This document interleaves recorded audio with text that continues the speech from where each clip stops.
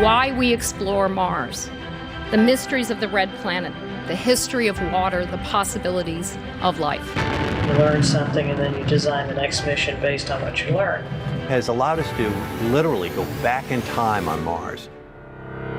The first picture will cover an area of 176 miles. Mariner 4 began transmitting back images. The first photograph that a human being has ever seen from the surface of another planet. On August 20th, 1975, the first Viking spaceship was launched. You are seeing something that no other human has ever seen before. Former seas and mountains. Huge canyons.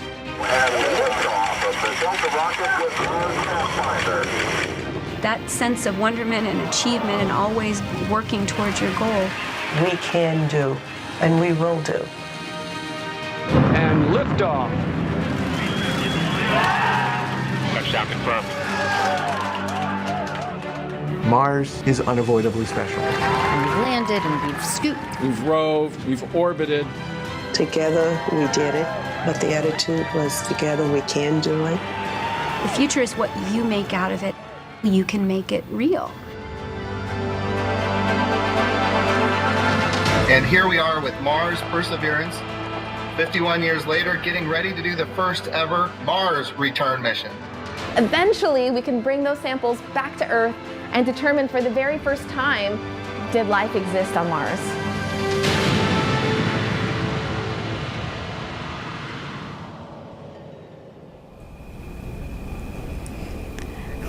Hello, and welcome to Kennedy Space Center. My name is Bettina and Claude. Thank you for joining us for this pre-launch press conference. Moments ago, the launch readiness review concluded for the Mars 2020 mission, which will carry the Mars Perseverance rover and the Ingenuity helicopter to the Red Planet. We're very excited about this new era in Mars exploration. You can catch the launch here on NASA television with broadcast starting at 7 a.m. and the launch will start at 7:50 a.m. To learn more about this mission to Mars, we are joined by a great panel to tell us about Mars 2020 and future plans to Mars. First, we have NASA Administrator Jim Bridenstine, Thomas Zurbuchen, Associate Administrator for NASA's Science Mission Directorate, Matt Wallace, Deputy Program Manager for the Jet Propulsion Lab, Omar Baez, Launch Director for the NASA Launch Service Program, Tory Bruno, President and CEO of United Launch Alliance, and Jessica Williams, 45th Space Wing Weather Officer. As a reminder, we'll start taking questions from our media who is joining us virtually on the phone bridge. We'll also take questions from social media using the hashtag Countdown to Mars. So let's start with NASA Administrator Jim Bridenstine. Well, thank you so much, Bettina. And I just want to say the launch readiness review is complete, and we are indeed go for launch. I want to thank our ULA teammates and of course our JPL teammates as well. This has been an amazing team effort. And I remember when I first came to the agency, Thomas Zurbuchen came to me and said, hey, look, we have a risk here. The risk is Mars 2020. I said, well, what's the risk? He said, well, we might not go in 2020. And here we are, just a number of years later, but we are in fact going to launch what we now call Mars Perseverance in the year 2020. And I think the name is perfectly appropriate. A young man in Virginia named Alex Mather, a seventh grader, is the person who named it. And so we are in extraordinary times right now with the coronavirus pandemic, and yet we have in fact persevered, and we have protected this mission because it is so important. We declared this mission to be essential, and there's a number of reasons why. And I'll just give you a few of them, some of the reasons that excite me the most. First of all, the President gave us an objective to go to Mars with humans, to plant an American flag on Mars. Well, in order to do that, we have to be able to sustain human life on Mars. So there's a mission on Perseverance called MOXIE. It's a technology demonstrator. How do we use the carbon dioxide atmosphere of Mars and create pure oxygen that we can use for life support? So that's a really exciting mission that is a precursor to an eventual human mission to Mars. But there's so much more. When we think about the Mars Perseverance rover, for the first time ever, we're going to fly a helicopter on another planet. We call it Ingenuity. And of course, Ingenuity is going to be a tech demonstrator for this particular mission, but in the future it could transform how we do planetary science on these other worlds, and eventually be a scout so that we can figure out where exactly do we need to send our robots. But I think the other thing that's very important about this mission, this is the first time in history when NASA has dedicated a mission to what we call astrobiology, the search for life, either maybe now, or ancient life on another world. And of course, when we go to the Jezero crater, which is obviously a big crater on Mars, but it's also a former lake bed, and it had a river that flowed into it, and that river delta is a place where we believe there could be, I'm not saying there is, we don't know, but there could have been at one point in time life. We know that Mars had a very active atmosphere and a very active hydrosphere, that it was protected from the radiation of deep space at one time 3 billion years ago. In other words, Mars was at one time habitable. We know that because of past missions, Spirit and Opportunity. And now that we know what the history of Mars was, we can say, okay, maybe there was life there. Let's go find out if there was life on Mars. And in fact, the other exciting thing is we're going to cache samples.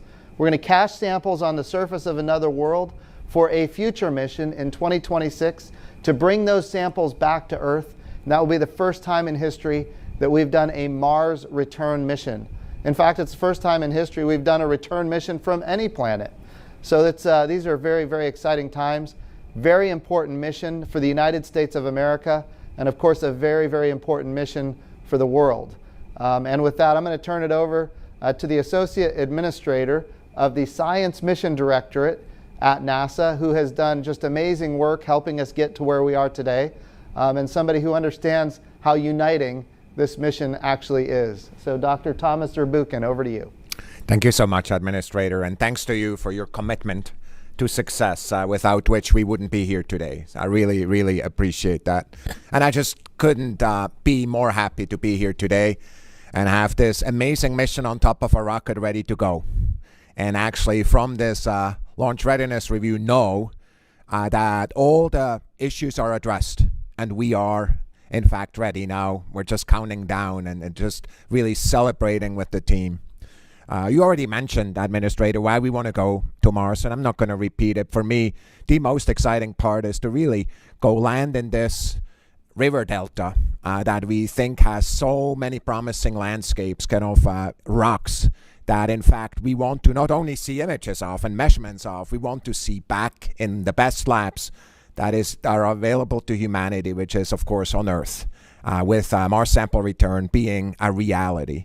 We're excited to go learn about the climate of Mars, the weather there, with unprecedented weather information that is right there also, and teaches us about that. And needless to say, we're going to make amazing, surprising discoveries, kind of in a way that it always happens. The most important thing that happens in these missions are the things we did not plan. Those are discoveries that are rewriting school books all over the world.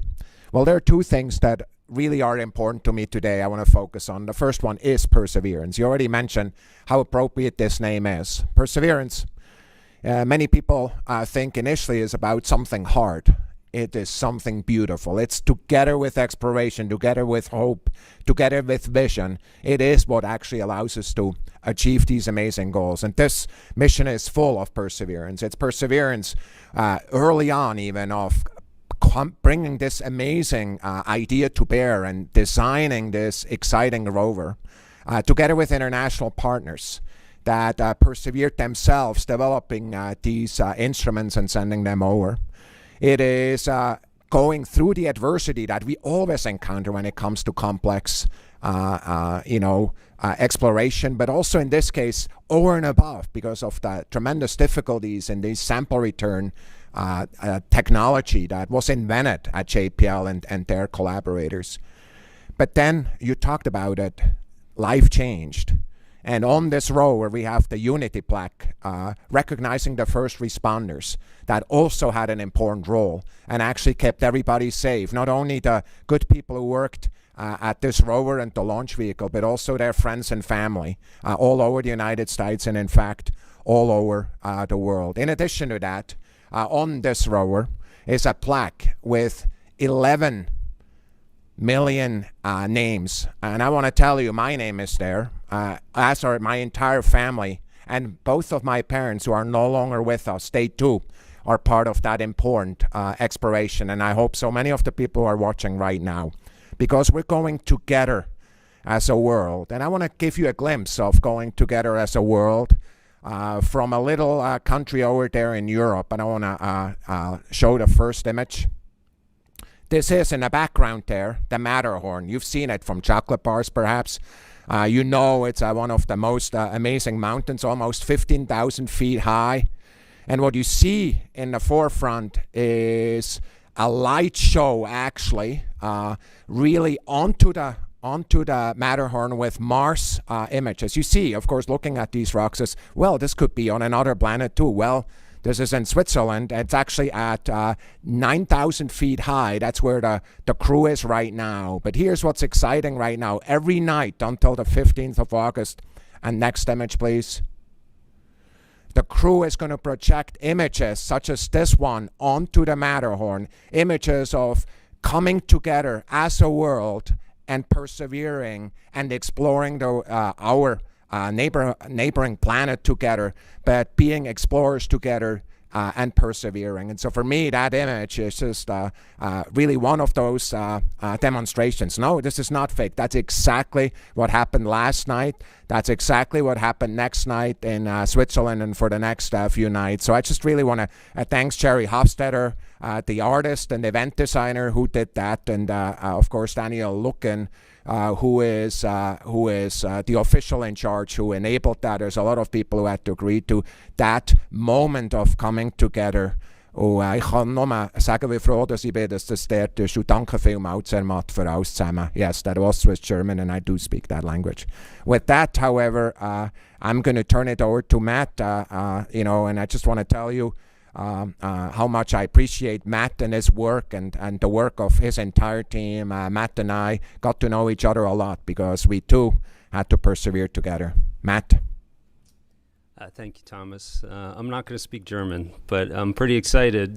This is the 5th Mars rover mission I've had an opportunity to work on, and I have to say this one's really special for a lot of reasons, some of which you've already heard about.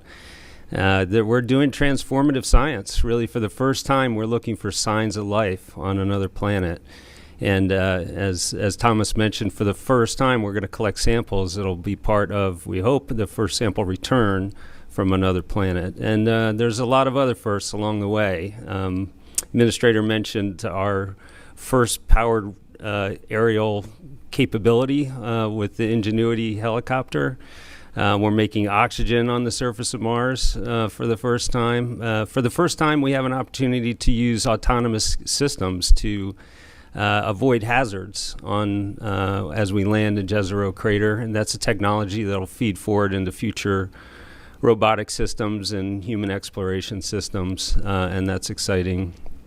We're also carrying microphones for the first time. We're going to hear the sounds of the spacecraft landing on another planet and the rover drilling in the rocks and rolling over the surface of Mars. And that's pretty exciting. And I'll mention one more, which is kind of near and dear to my heart. For the first time, we're going to have an opportunity to see our spacecraft land on another planet.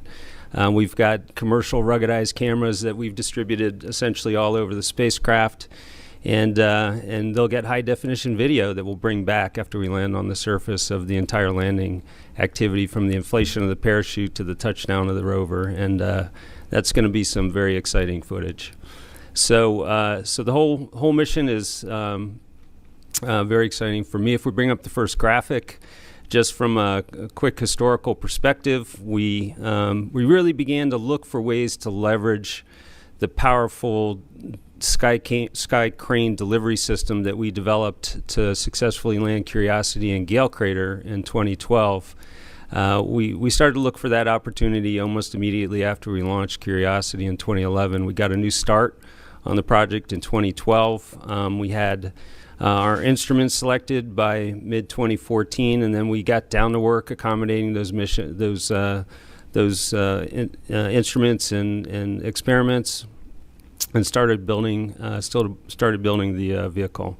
Along the way, we had plenty of challenges. We had to qualify a new planetary parachute. So another first time we've done that as an agency in 40 or 50 years. It's not an easy thing to do. It requires a lot of number of suborbital rocket flights out of Wallace. We managed to get that done, and we got through a number of other challenges in our development as well. Kind of late in the game, we were asked to accommodate this little thing called the Mars helicopter.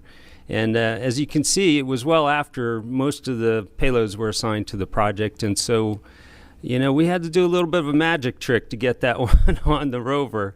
Pulled a bit of a rabbit out of a hat, but I guess it was fate because we managed to get it done. And the helicopter team delivered their system, and it's sitting up with the Perseverance rover on top of our Atlas V rocket, getting ready to go to Mars with us. So you all know the launch is coming up, and of course there's about a 6.5-month cruise to Mars, and we'll land the middle of February of 2021 at Jezero Crater. So if you go to the next graphic, please. Okay, this is the important part. This is where I talk about the team.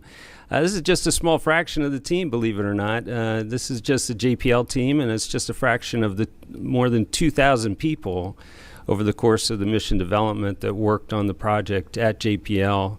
And of course, our team didn't stop at JPL. Pretty much every NASA center participated in this project in one form or another. It was really a cross-agency effort, and something we're extremely appreciative of all the support that we got.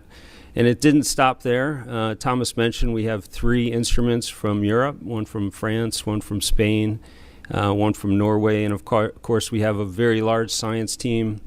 I think it's more than 250 scientists really from around the world which are participating in this project as well.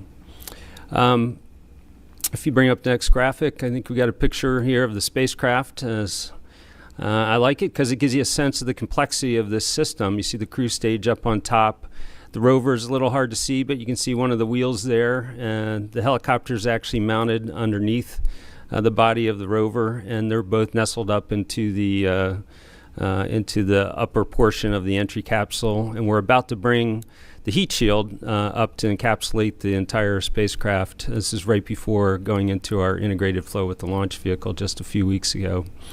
You can't build something this complex without a lot of help from our industry partners, and they stepped up big time. We built flight hardware in 44 out of the 50 states in the country, more than 550 different cities and towns and communities. So no matter where you are in this country, you don't have to go very far probably to find somebody that's been part of this mission. And it's a tremendous team effort. We work with cutting edge technology, and when we do that, we expect to be challenged. And as Thomas and the administrator have mentioned, our fundamental job is to explore new places we haven't been, answer questions we don't know the answers to, sometimes create questions that we didn't even know we needed to ask. And so you expect new issues and new problems, I have to say, along the way. But really nothing prepared us for what we had to deal with in the middle of March as the pandemic struck. And not just our team, but obviously communities across the country and the world. We really, at that point of the mission, we were in our final assembly activities. It's critically important that the team do that assembly correctly, that they do it without making mistakes or damaging the hardware. There's really no safety net at that point. We're working with a very limited schedule. Every day, every shift, every hour is something we're scrutinized to make sure we're going to stay on track, because we got a 20-day planetary launch window, and if we miss it, we're going to push out by a couple years. And so, just having the coronavirus issue at that point in time was very challenging for us. And of course, no matter how many hardships we were facing, there's a community out there, first responders, nurses, doctors, and medical community that were really facing life and death situations at the same time. And so I asked the team a couple months ago to do something to kind of represent this particular challenge that we all faced here in 2020 on this mission. And I think if you bring up the next graphic, you can see a technician on our assembly team installing a plate. This is on the, a little hard to tell, but it's on the aft port side, left side of the rover. And we call the plate the Perseverance COVID-19 plate. And there's a good shot of it. You can see we have representation of the Earth on the top, kind of to symbolize the challenge that we faced, globally as the pandemic struck. We have a representation of the spacecraft leaving the Earth and heading to Mars. And of course, all of this is appropriately supported by the rod and serpent of the medical community. During this period, this is a group of people that really inspired, I think, our team to keep going. And we hope that in some small way this mission can help inspire the people that have had to go through this pandemic as well. So if we go to the next graphic, please.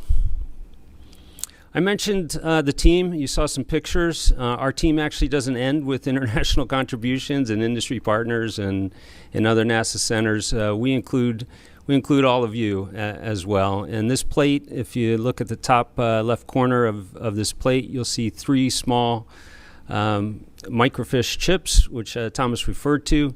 These are the places where his family's names and 11 million other names are etched onto those microfiche chips. We had only intended to fly one, but we got so much interest, we couldn't fit it on one, so we flew 3. And you see on the plate as well a representation of the solar system with Earth and Mars, and there is some hidden Morse code, I think, in the rays of the sun, which people quickly recognized spelled out "explore as one," which is what we intend to do. We're going to launch the vehicle here in just a couple days, and we're looking forward to having everybody come along for the ride. If you go to nasa.gov, be my guest, you'll find plenty of experiences there to see the launch and to see some of the behind the scenes interviews. Also at mars.nasa.gov/Mars2020. There's if you click on the participate, there's opportunities to get to some pretty cool social media filters. There's a photo booth there where you can take a picture with the Mars Perseverance rover, as some competitions and some other things. So we invite all of you to ride shotgun along with us starting on Thursday. And with that, I'm going to hand it over to our launch director, Omar Baez. Thank you, Matt. And as everybody else here has mentioned, our situation did change. I would have never thought that a launch director would be working from home. And I've done that for the last 5 months. And we used to have something called every other year here called Take Your Kids to Work. Well, guess what? Every day was Take Your Kids to Work Day. And I bet you it's been an experience for the kids, but it's humbling as a parent to see how our whole team, from the range to our partners at JPL to our partners ULA, to our folks at headquarters, how we all had to adjust to work in this environment and to collaborate electronically, where before it was a face-to-face interaction versus, you know, seeing somebody's little picture on a computer screen and voice. And even as simple as a launch readiness review, which we had this morning, where it would have been shoulder to shoulder, that room would have been full and people standing up in the back, sparse settings, everybody wearing a mask. You had trouble hearing some people because you're wearing these masks. So there's a challenge and a penalty that goes with doing these things. And I've seen the team react and overcome all of that. And it makes me very proud. And here we are. A couple of days from launch. We did complete the launch readiness review. If I could have the folks roll a short video here, I'll show you how we're going to get Perseverance to the red planet. And it starts with that right there. That's the Atlas V with its RD-180 motors being stacked into the MLP at the VIF at Complex 41. That's the SRMs going up. We're flying 4 of them on this mission, and that gives the Atlas that extra oomph it needs to leave the Earth's gravity well with Perseverance and Ingenuity. And there you see about the last time we got to see the rover and helicopter stack before it got encapsulated. And we took that out to Complex 41 on the 7th and stacked it on top of the vehicle, got it ready.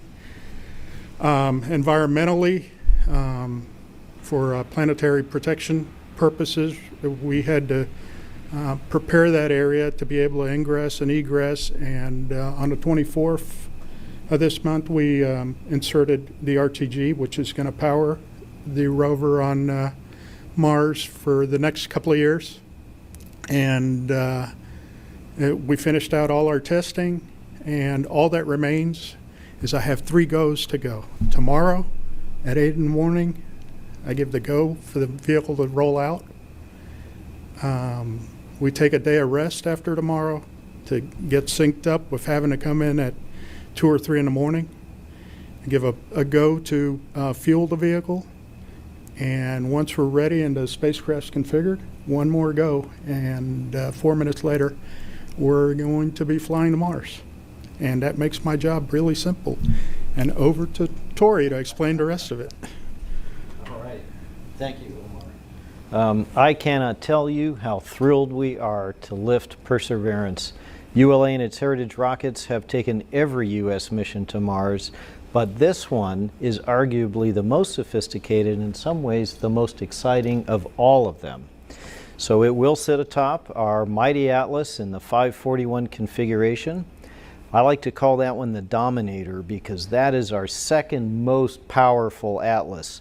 So supplementing that core with its 860,000 pounds of thrust from the RD-180 will be 4 massive solid rocket motors that you saw in Omar's video, each of them generating another 280,000 pounds of thrust. This rocket is going to leap off the pad with this relatively tiny payload, so do not blink when they say ignition. Now I've got a mission profile video to show you that'll just kind of walk through what that flight will look like. If you could run that, please. 3, 2, 1. Main engine start, 0, and liftoff of the Atlas V. The Atlas V RD-180 main engine and 4 solid rocket boosters ignite to generate more than 10.2 million newtons, or 2.3 million pounds of thrust, to lift the rocket on its way towards a hyperbolic escape trajectory. Shortly after liftoff, Atlas begins a pitchover to attain the proper flight path while minimizing the dynamic pressure the vehicle experiences during flight. The Atlas V reaches Mach 1, the speed of sound, at 35 seconds. Following burnout, the 4 SRBs are jettisoned at 1 minute 49 seconds. In the next 2.5 minutes of first stage flight, the Atlas V will more than triple its velocity. At 3 minutes 27 seconds, the payload fairing is jettisoned. At 4 minutes 22 seconds, propellant levels deplete and the booster engine shuts down. The Atlas V is now traveling at more than 21,680 kilometers, or 13,470 miles per hour, and located nearly 156 kilometers, or 97 miles in altitude, and 497 kilometers, or 309 miles downrange. 6 seconds later, the Atlas Centaur separation system activates to release the booster stage. The vehicle now weighs a little more than 5% of what it did at liftoff. 10 seconds later, the first burn of the Centaur main engine begins. Burning liquid hydrogen and liquid oxygen, the Centaur is attaining orbital velocity. At approximately 11.5 minutes into flight, cutoff of the Centaur main engine, or MECO-1, occurs. The mission now enters a 30-minute coast phase in preparation for the Earth escape burn. The Centaur main engine is restarted at 45 minutes. This burn provides the required thrust for Centaur to escape Earth orbit. Approximately 8 minutes later, final cutoff of the Centaur main engine occurs. This completes powered flight. Centaur will coast for nearly 5 minutes in preparation for spacecraft separation. At about 57.5 minutes, Centaur releases the spacecraft into a hyperbolic orbit, traveling at more than 41,000 kilometers, or nearly 26,000 miles per hour, on a 7-month cruise to Mars, where it will seek signs of ancient life on the red planet and collect rock and soil samples for possible return to Earth.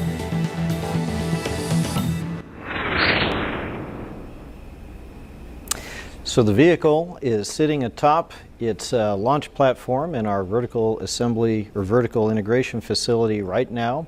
Processing has been going very smoothly for the last several days. So Atlas is go, Centaur is go, and we are literally chomping at the bit to take this nuclear-powered dune buggy out to Mars. Fantastic. Thank you so much. Next, we're going to go to Jessica Williams of the 45th Space Wing, weather officer. Well, overall, the weather looks very favorable for launch Thursday morning. Today, we had a surface ridge of high pressure built into South Florida, and what this did for us is shift the weather pattern from last week so that we have southwest winds in the low levels in the mornings. That's offshore winds, and this pattern will persist through this weekend, so through the 48-hour backup window. So this gives us dry mornings with those offshore winds, but it does give us chances for showers and thunderstorms in the afternoon and evening. So if we look at our launch day forecast, the chart for the launch day forecast, we should have a 20% probability of violation for the cumulus cloud rule and the thick cloud layer rule. And this is really just due to a weak boundary being off the coast of the southeast. So we're expecting to see isolated to a few scattered showers just offshore from Complex 41, but they will be moving very little or moving away from the pad.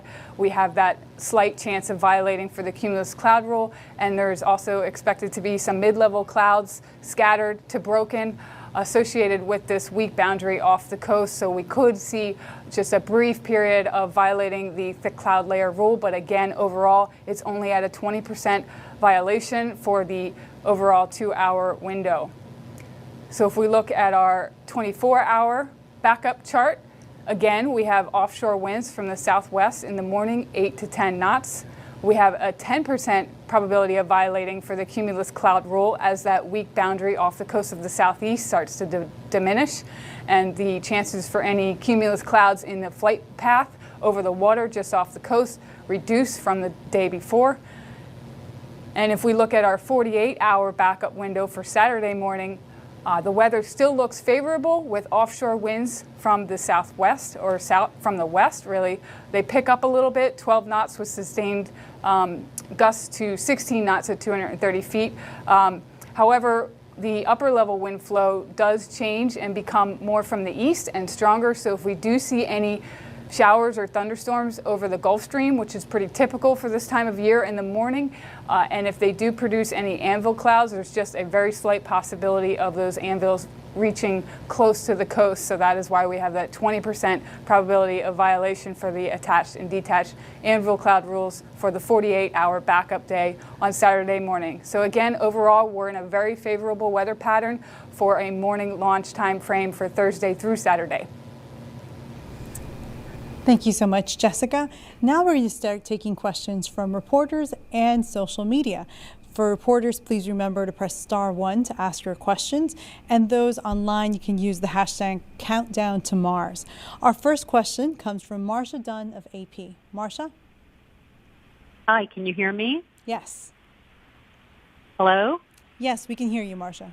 Yes, great. I cannot remember so much company on the way to Mars as there is happening this year. And I was wondering if either Mr. Bridenstine or Dr. Zurbuchen could comment on China and the UAE on their way to Mars and whether there's any sense of competition and is the pressure on now that the world has 2 good launches off and NASA's coming up third. Thanks. Sure, I'll start. A couple of things. Number one, we welcome more nations taking trips to Mars and studying it and delivering the science and sharing the science with the world. That's what science is all about. And of course, it's a very uniting kind of thing. I honestly don't see this as a competition at all. This is our 9th time to go to Mars and land softly and do robotic experiments and discovery. And so we've been doing this now for decades successfully.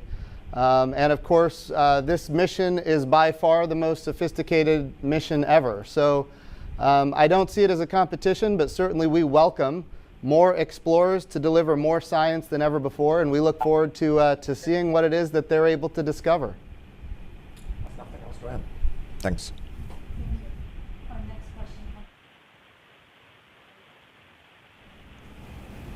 Spaceflight Now. Stephen? And I think my question is from Matt Wallace. You mentioned you worked on numerous rovers before, and you listed all the firsts on this mission. I'm curious if you could compare the complexity and risks associated with this mission with Curiosity and previous missions. You know, everyone was kind of keyed up for Curiosity's landing back in 2012 with the 7 minutes of terror. The Sky Crane was brand new. Just interested, given your experience base and your assessment of the risks and complexity of this mission overall compared to prior NASA rovers. Thanks. Sure. Yeah. From a complexity perspective, it's clearly a more sophisticated vehicle. As I said, we're carrying about 50% more surface payload than Curiosity did, and that was by far the most complex thing we had ever done up until that time. So we're taking this a step further, and really the sampling system that we have on this vehicle, because we are collecting rocks and soil samples that we ultimately want to bring back to the Earth and look for really trace chemical signatures from billions of years ago. You know, very faint signatures. The system that we use to collect those samples has to be immensely clean, and so we had to sterilize it and we had to clean it from an organics and chemical perspective, and we had to keep it that way from all the rest of the systems that we had to use to get the system to Mars. And so that was, from a complexity perspective, it was really another step beyond what we did on Curiosity. You know, from a risk perspective, I think still the highest risk portion of all of these missions is the landing process. You know, you mentioned it, the 7 minutes of terror. There's really nothing we can do. We call it do EDL, do entry, descent, and landing. We literally send a command to the spacecraft that says that, and then for the spacecraft on its own has to get from outside the planet, moving at 12,000 miles an hour, all the way down safely to the surface, without any human interaction, and it's basically a controlled disassembly the whole way. It's by far the most complex or the most highest risk phase of the mission still. And we have the good fortune on 2020 to have leveraged the system that we designed on Curiosity. And so not only do we have all the testing behind us on this system that we did before we launched and landed Curiosity, we have the Curiosity flight itself and all the telemetry that came back. And it performed extremely well during that mission. And then we did a whole lot additional testing, to launch the spacecraft. Still no guarantees. Our hearts will still be beating hard when we get to that point of the mission. But I do think it's an advantage that we have. This is not a first-time landing system as we had on Curiosity. Do you mind adding a word or two about the terrain relative navigation? Of course, if we landed with the Curiosity system as it is, we couldn't go to where we're going, right? That's right. Yeah, I mentioned briefly before that for the first time we're going to use a hazard avoidance system, autonomous hazard avoidance system. We call it terrain relative navigation. And it allows us to go to Jezero Crater, which is a very interesting scientific site because it's got a lot of rocks and escarpments and sand dunes and a lot of variation in the terrain. And all those things are wonderful for scientists who are looking for stratigraphy and other things. But they all represent landing hazards for us. And so to get to a scientifically valuable site like Jezero, we had to develop a new hazard avoidance system, and we are flying that. It's a system that essentially uses orbital imagery that we have from our other spacecraft. We identify hazards on the surface. We mark those hazards on a map. We load that map onto the spacecraft, and as we're coming down, getting close to the planet, we take a picture. We find ourselves in the hazard map that we've got on board, and then we divert away from the most significant hazards to the spacecraft. And so it does significantly improve our probability of landing in a safe way, particularly in rough terrain at Jezero. This is a system that we've tested extensively.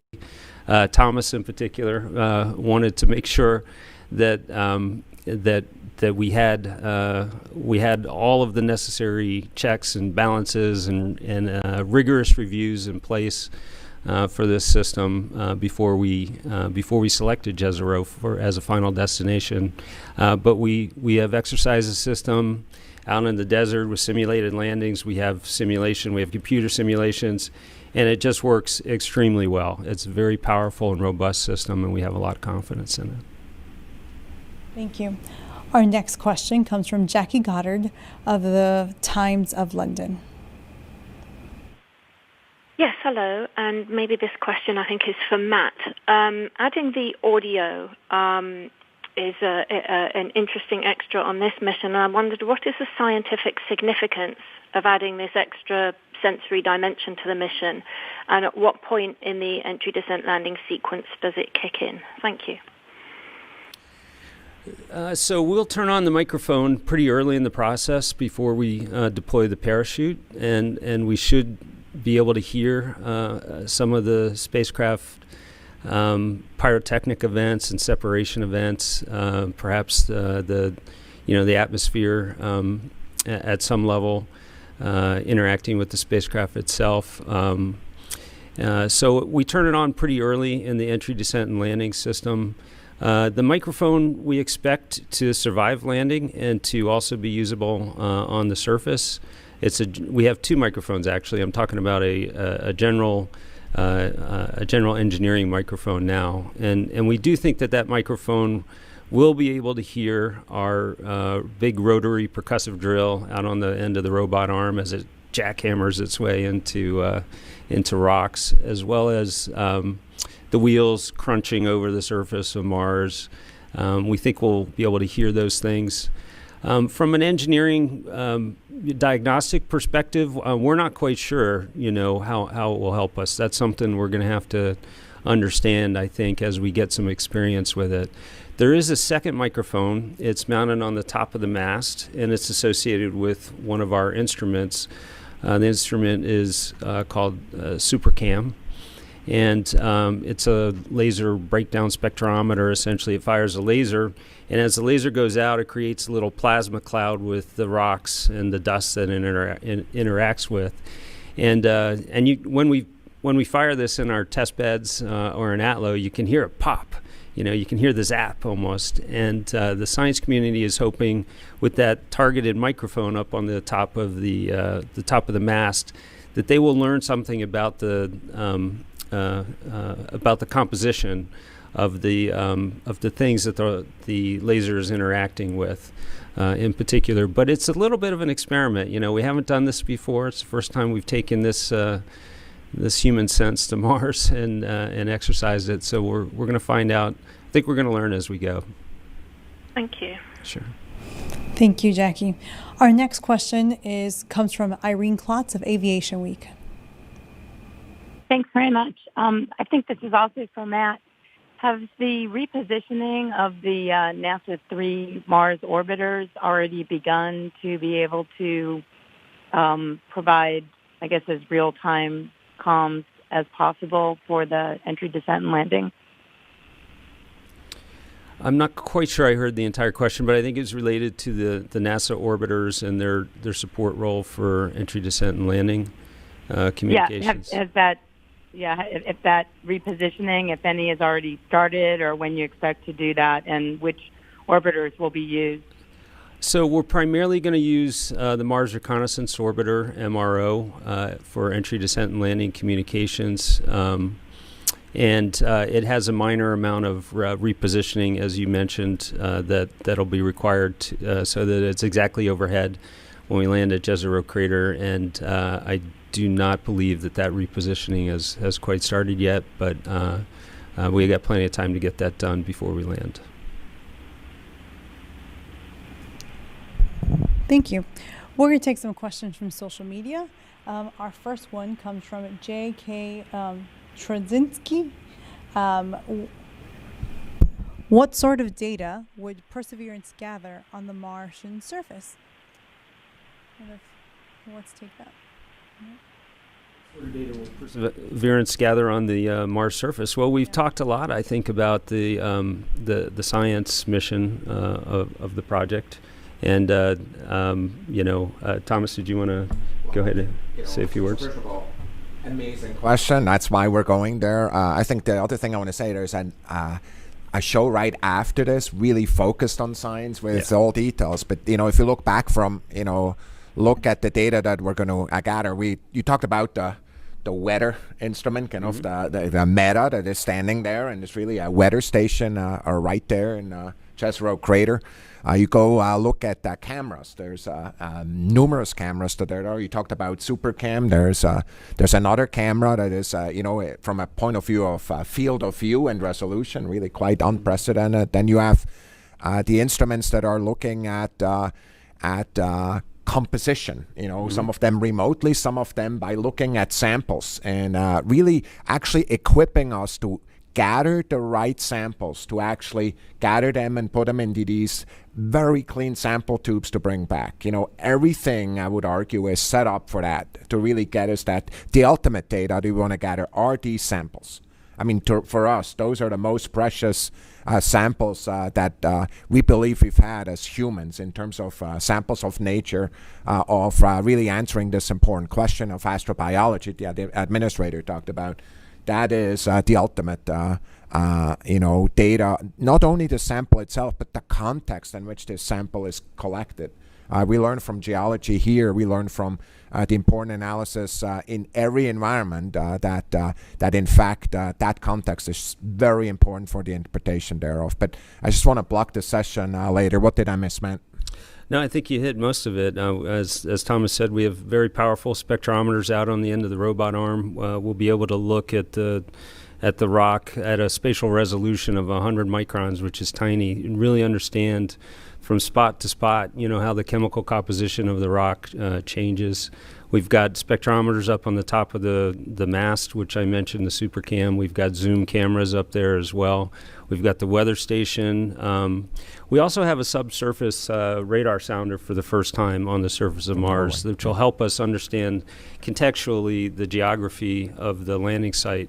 That's the Norwegian-provided radar, which I mentioned before. So we have a very, very powerful suite of instruments that'll help us do exactly what Thomas said, which is find the right samples to collect. We can't bring back a lot of material when we bring these samples back. And so we want to make sure we've gone to the right site. We want to make sure we've picked the right targets. And we want to make sure we understand the context and the chemistry of those targets when we bring them back. Real quick, Bettina, if I could. So when you talk about what is the data that's coming back, you mentioned spectroscopy, the idea that you can shoot energy into a material.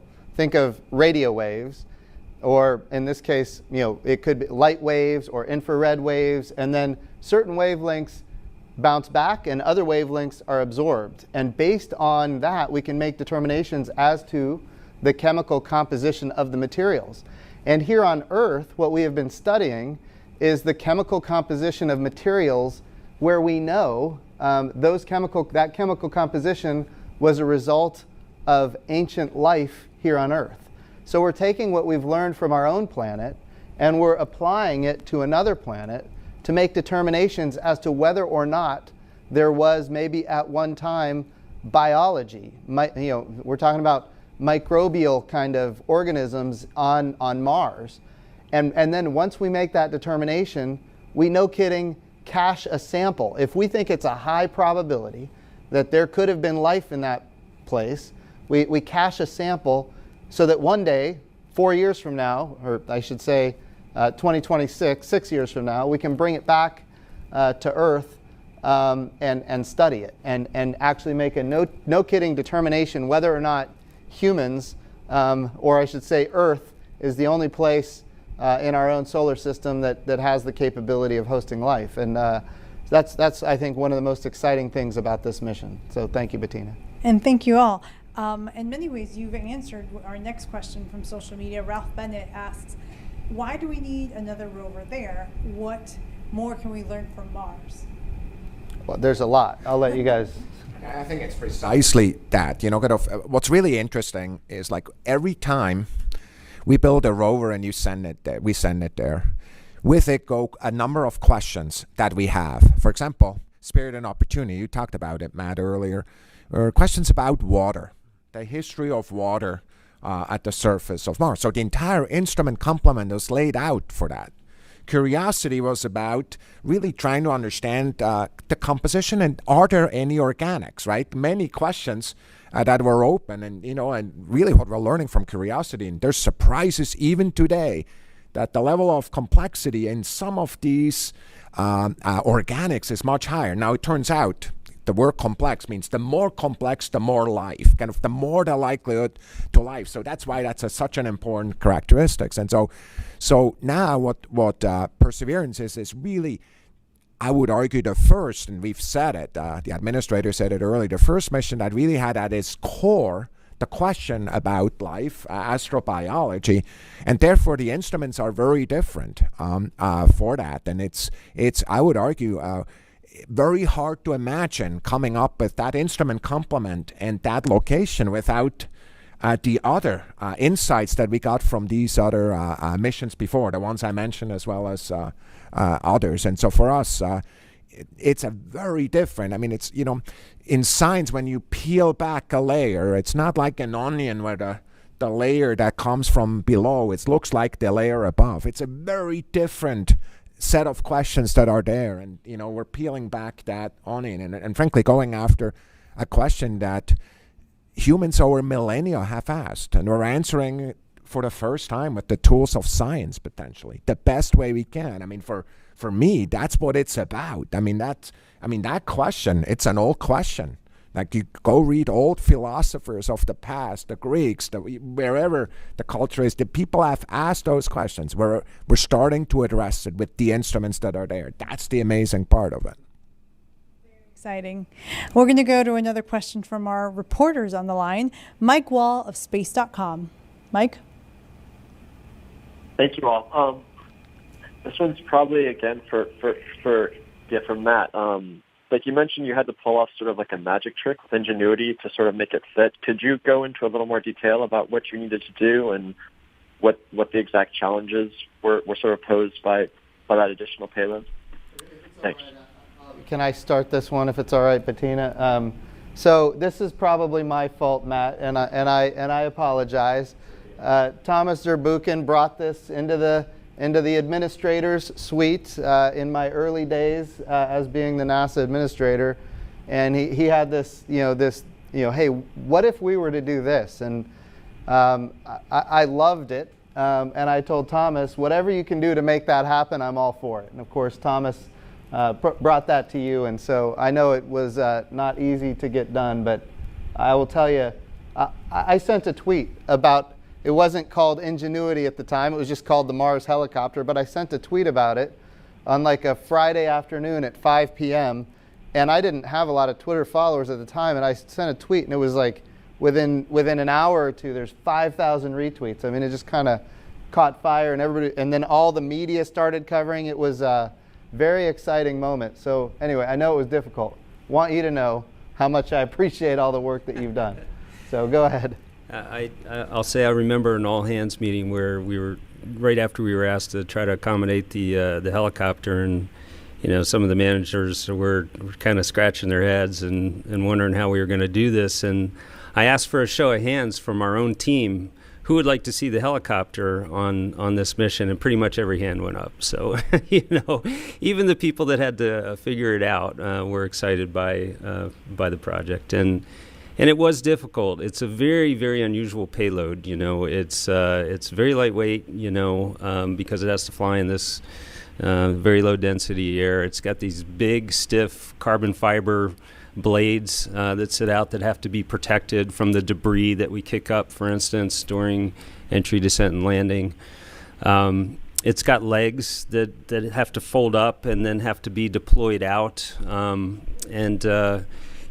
we had to, essentially the rover was full. The inside of the vehicle, which is where we have most of our electronic systems so that we can keep them warm, that was full. The top of the vehicle was pretty much overpopulated already. And so, and we had to come up with a way of accommodating it. And ultimately, we decided to put it up under the belly of the vehicle. It turns out that the belly pan is a pretty separable thing. We kind of take that belly pan off, and we can give it to the team that was developing the accommodation engineering systems for the helicopter, and they used some of our existing actuators and motors and things like that. We sort of hunted around for available spare flight hardware to figure out how we could do it and get it on the vehicle in a way that, one, kept the helicopter safe, and two, allowed us to deploy it off of the vehicle in a way that it wouldn't represent a risk or a threat to the rest of the mission. We called it, the objective essentially was do no harm to the primary mission, because this was an extra technology experiment.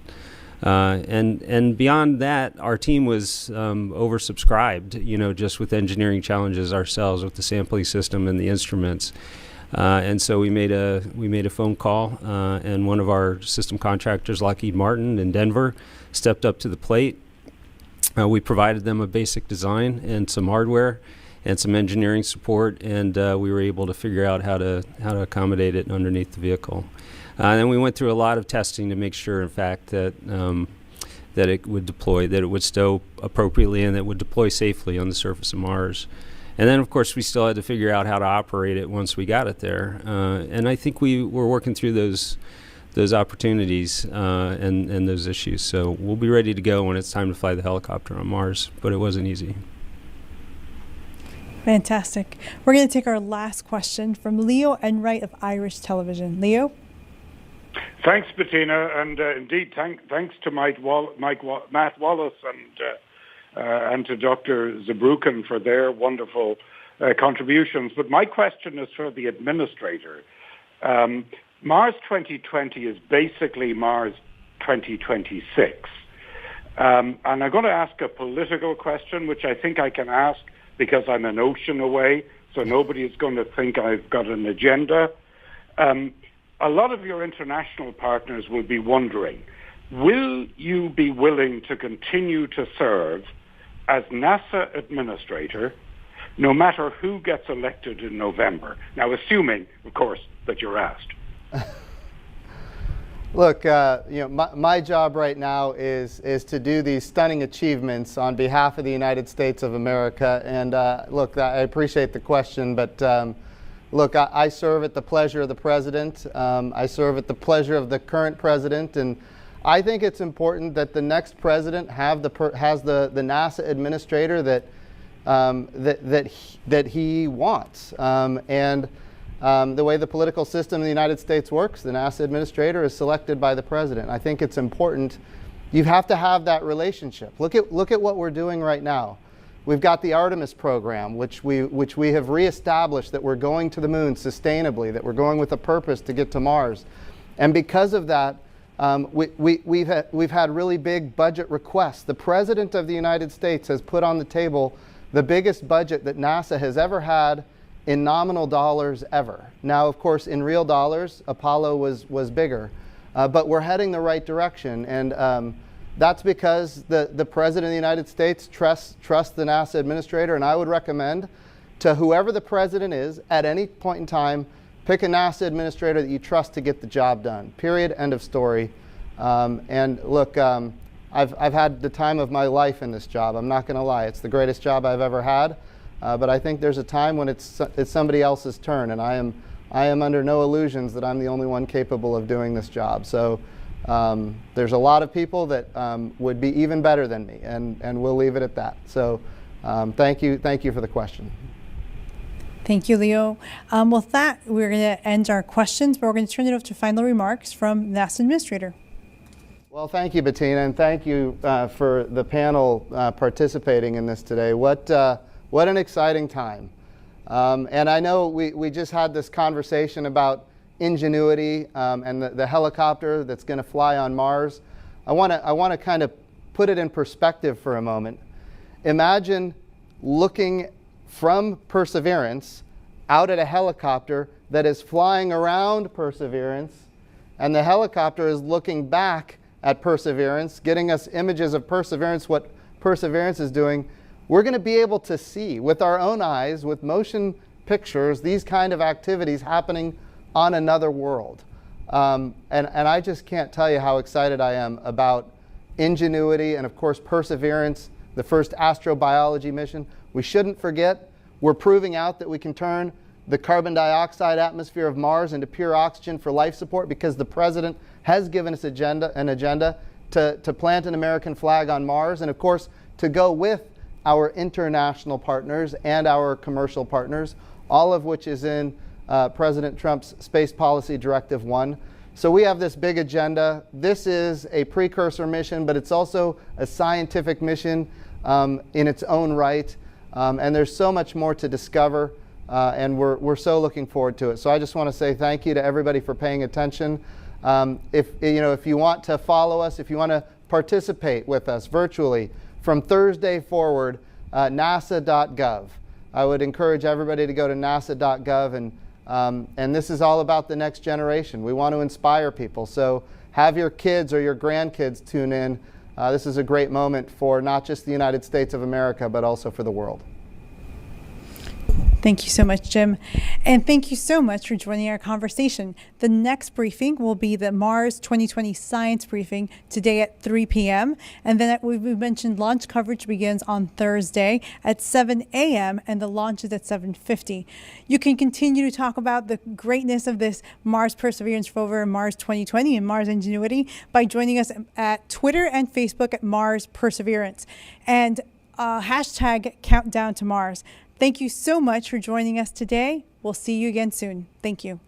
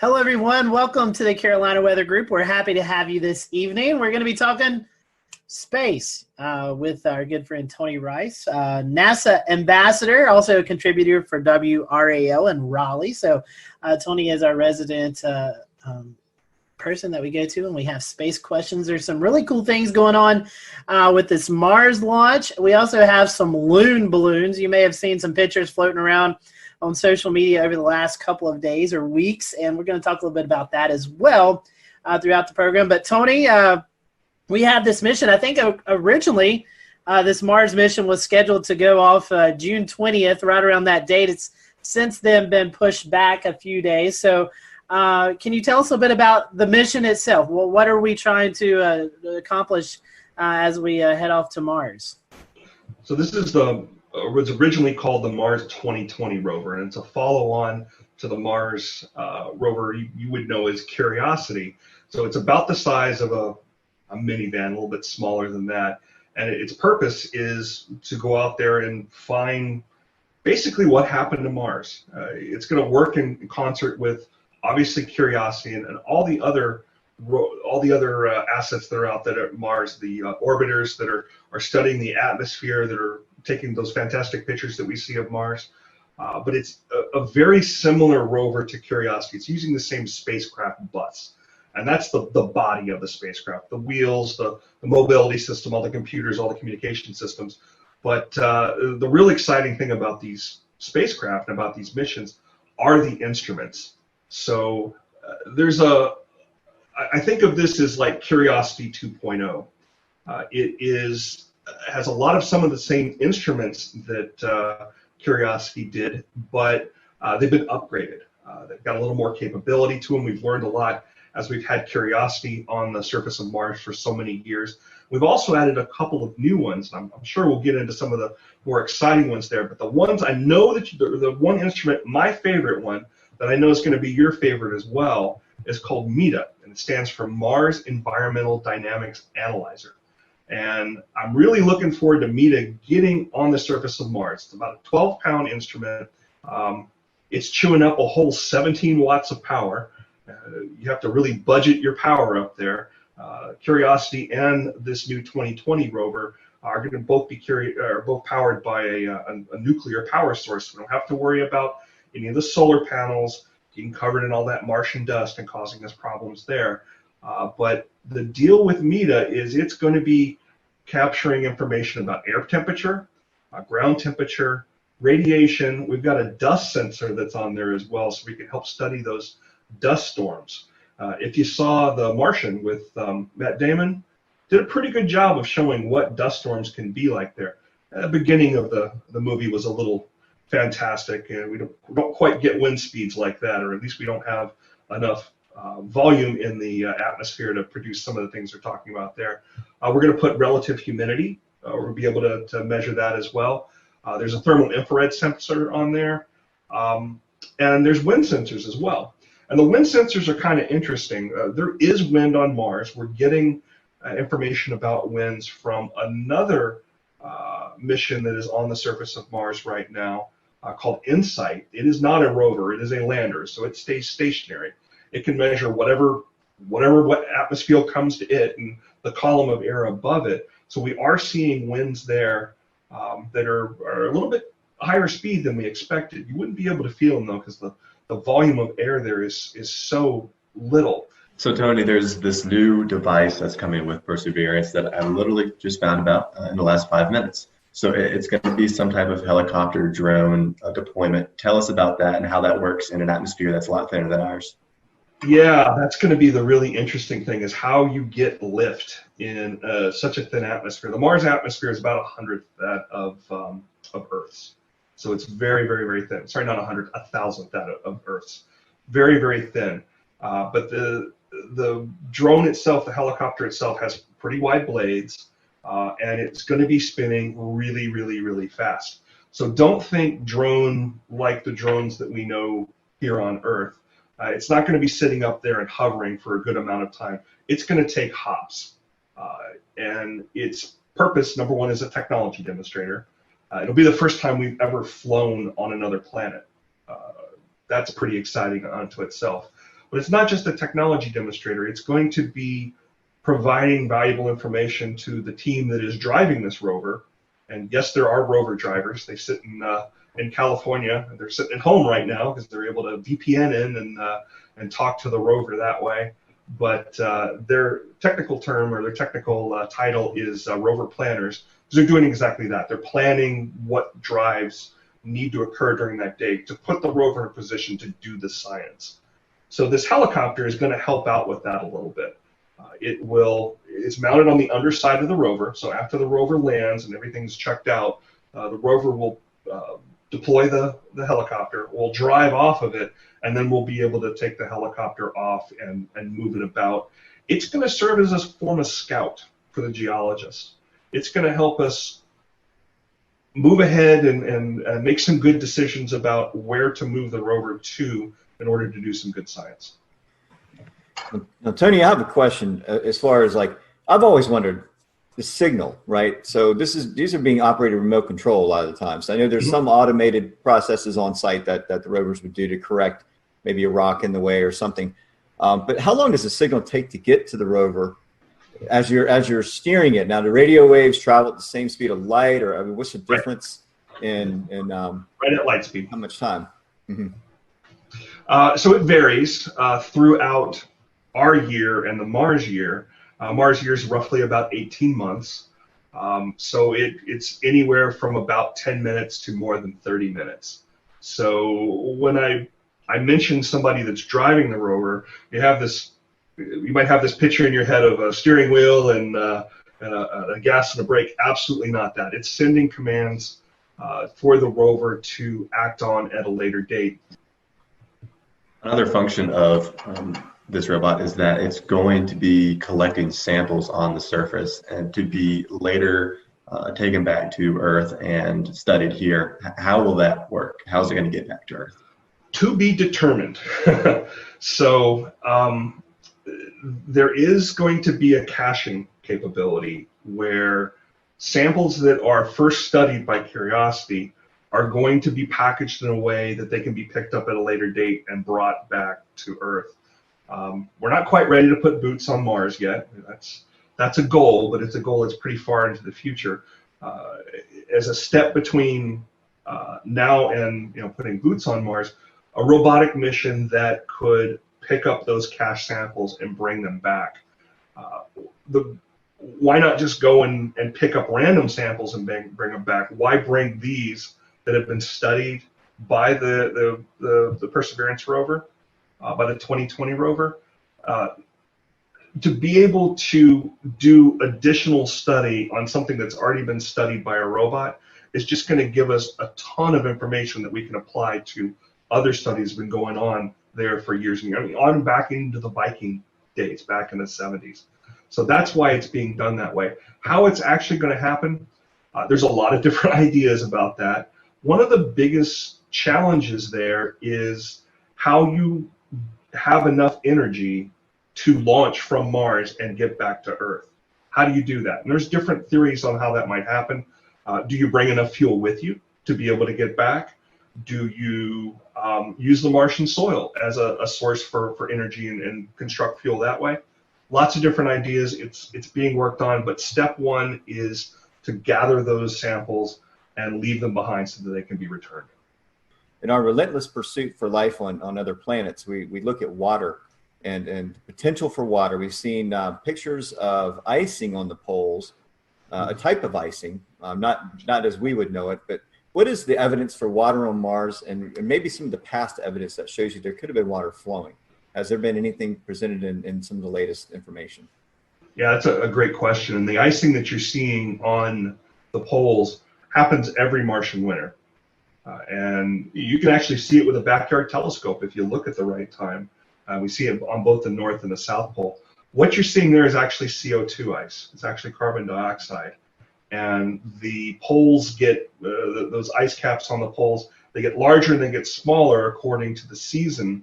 And we can see that in Curiosity's air pressure sensors.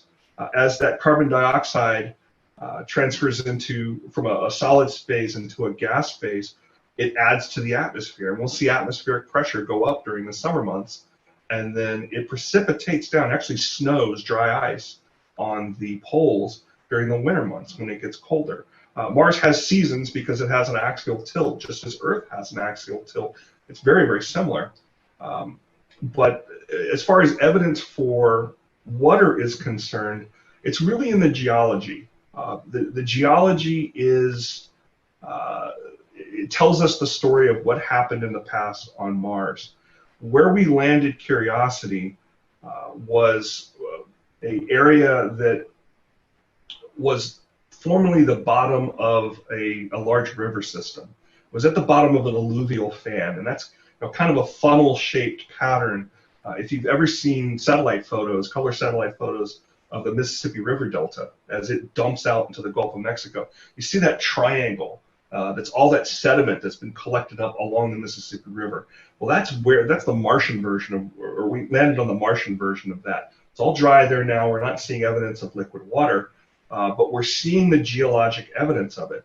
So one of the very first photos that came back from Curiosity after it landed was of these rounded pebbles. Well, those don't form round. Those are rounded as a part of a water process that's picking up and moving them along and rounding them off. And we found lots and lots of that. So through study of the geology and the chemistry of those rocks as well, that's what told us that it was fresh water, determined that the area that Curiosity landed in was probably about knee-deep in water a couple million years ago. The idea that Mars was once a very different place and a lot wetter and perhaps a lot greener, that is one of the things that Curiosity found pretty quickly after its landing time. Tony, looking at some of the points here for the mission, two of them kind of really piqued my interest.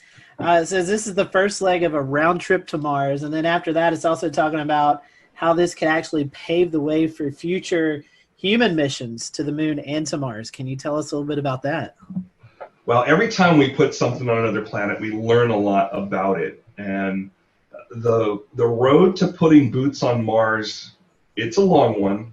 But even what we're planning on doing around the moon, coming up with the Artemis mission, is going to teach us a lot about that. Being able to live potentially off some of the resources on the moon will teach us a lot about that. We got to really understand the chemistry and the makeup of the Martian surface to be able to have people live there.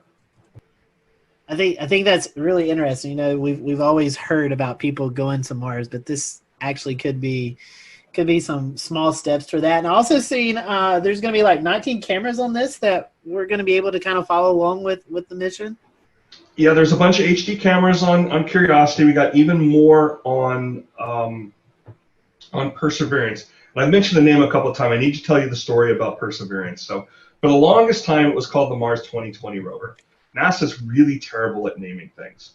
You give NASA engineers and scientists the opportunity to name something, and they're going to give it an acronym. They're going to give it something boring. Maybe it'll be a backronym that actually spells something that you can pronounce. But the cool names, those always come from the kids. So Curiosity was named by a little girl in Iowa, who by the time it launched, she was a lot older than that. She actually went on to be, I believe, an environmental scientist. So she got a lot out of that experience. Perseverance was named by a young man up in Northern Virginia, and I was on the team that helped review a lot of the submissions that came in. They had to come up with a name, and they had to come up with a couple of paragraphs about why they chose that. And I can't recall if I read so many of them. I can't recall if Perseverance was among that. But some of the ones I read were pretty out there. I'm glad they picked Perseverance. We tend to call it Percy. So if you hear talking about the Percy rover, that's what we're talking about. Speaking of Mars, I know you run a Mars weather page on Twitter. I know you kind of keep up with some of the stuff, so we thought it'd be kind of cool to tie in Mars weather, your Twitter page. What all you monitor? How do you get that information? How do you provide Mars weather forecast and observations? So we don't forecast yet. We're hoping to have enough data here one day that we can start having a forecasting product. We'll certainly need something like that once we get those boots on Mars. But right now it focuses on the InSight mission. It's pulling data down close to daily. There's a lot of data that has to come down, and unfortunately the weather data sometimes gets pushed to the back if there's images or things like that that the science team needs right away, especially when we were working with InSight trying to get a temperature probe to finally be pushed into the Martian soil there. I think everybody that's ever put a spade into the ground in the Carolinas knows what that clay's like. So it was dealing with some of that same problem up on Mars. Those images that were helping them understand that problem, those took precedent. But anyway, we do see data come down from InSight, and that is delivered through the same mechanism that all those pictures are delivered through. It's called the Deep Space Network. Generally, most of these, both the rovers and this InSight mission, have the ability to communicate straight back to Earth, but they don't tend to do that. They tend to upload the images and other data every time an orbiter goes over. And that orbiter acts like a router and store and forward that information once it sees Earth again. It's a little faster that way, and there's a little more bandwidth. But we see that data come down. I know she just popped that up. So we see temperature data. We see air pressure. I find air pressure to be some of the most interesting there. And then we see wind data as well. So the last one that came up was from Sol 566, and a Sol is a day on Mars, and that equates back to the 29th of June. It's the last time we saw something from it. As you can see there, the low was 25, the high was 25, the low was 126 below zero, and these are both Fahrenheit. And each day on this Mars weather Twitter, it goes and randomly picks a city somewhere, and Clayton just happened to be picked up there last time it was doing a comparison. So you can see the comparison there. But again, the most interesting comparison in my mind is the pressure. So, we were seeing about 1,012 hectopascals, which I think equates to millibars. You guys keep me honest there. That's what y'all speak in. Yes. And that on Mars is about 7.7 hectopascals. That's one of our biggest challenges on Mars, is the lack of atmosphere. It's just really, really, really thin there, and it continues to be stripped away by the solar winds. And that's not something that we're going to be able to correct anytime soon, perhaps ever. So I guess there's really no wind chill there. I mean, I'm looking 25 degrees with 37 mile per hour wind gusts. That's not really a wind chill there then. Yeah, not too bad. We do see temperatures go above freezing there. It does happen. Yeah. So Tony, I mean, obviously you're not using tri-cup anemometers or RM Youngs. I mean, how is this? How is wind speed capture? Is it using like Venturi effect, or you're consolidating the air into a point, or how is that measured exactly? So the thing to look up is an instrument called a hot dice. It is a couple of basically electrodes that are exposed out there and are measuring differentials. They are without moving parts. That's really, really important when you've got a robot out there that you can't go service. There is no Home Depot on Mars to go get spare parts. Well, you said one last thing. You kind of mentioned that it does get above freezing on Mars. I wonder if you could just real briefly speak to the general temperature range. How cold does it get in winter? How warm does it get in summer? Yeah, we're talking around -200 Fahrenheit with the lows. And during the summer, most of the time we're talking in the average temperature there is hovering around -80, -100. I just think it's cool. You have a mesonet on Mars. We do. We got 2 of them now, about to put a 3rd. I've heard that there's a team already being picked to possibly go to Mars by as late as 2028 or 2030. Is that correct? I will make no comments on when we're going to Mars. You're not going to trick me into that. I had to try. There's a lot that needs to be done, and each one of these missions, be they robotic or be they human up to the International Space Station, or once we get Artemis off the ground and have a gateway to the moon, each one of those, it may not seem like it's getting us closer to Mars, but we learn something from each one of them that can be applicable. And when that actually happens, I hope it happens soon, but it's a long road. Tony, shifting gears, one of the things that I spotted on Flight Tracker this week, and I think several of the people here in the Carolinas have, were alongside all of the little cute icons for airplanes, these circular balloon icons for the Loon Balloon Project. Tell us about it. I understand you're familiar with it, and I think it caught a lot of us flight trackers off guard maybe a little bit, but also people screaming UFOs in the sky as these things were passing overhead. Yeah, there was a little bit of that, wasn't there? Yeah, it's something that I got to learn a little bit about the other night. So in addition to talking with you fine folks, I've got about 350 meteorologists around the country that I'm in contact with on a regular basis. I try to give them information about the what's visible in the sky, usually planets, usually comets, meteor showers, things like that. But I am perfectly happy to get a what's this thing in the sky question when it's something in our atmosphere. And that's what happened. I forget what day was it. Was it Tuesday night? Yeah, that sounds maybe Monday. I mean, depending on where you were, right? These things went right over Greensboro, down towards Fayetteville, then out towards Charleston. So it was kind of a small day. I first got looking at these things. It was Tim Buckley at WFMY in Greensboro. I get a text from him and it says, "There's this white dot in the sky. What do you know about it?" What? And I looked at it and immediately thought it was a balloon. Unmoving white dot in the sky, especially that high up, is going to tend to be a balloon. It's so high up it doesn't appear to be moving at all. And these balloons are operating with between 50,000 and 60,000 feet. So as you mentioned, as part of Project Loon, we came to understand, which is a project that is, I want to make sure I get the relationship correct here. Google and Loon are subsidiaries of the same parent company, which is called Alphabet. Okay. It's all business spin-off nonsense, but anyway, they're looking to provide, as I understand it, internet connectivity in areas that don't get it, which I think is great. I think they're pushing to have like 1 megabit capability. There's an antenna that you have to have outside, and it's going to be a network of balloons, not unlike SpaceX's Starlink project, that talk to each other and serve as an uplink downlink network. But as I understand it, they're in a testing phase. I think their launch site is up in northern Arizona somewhere. I'm sorry, northern Nevada. And these particular balloons that floated over the Carolinas, there was 4 that were visible here around the Triangle area, and up in the Triad around Greensboro, they were visible there as well.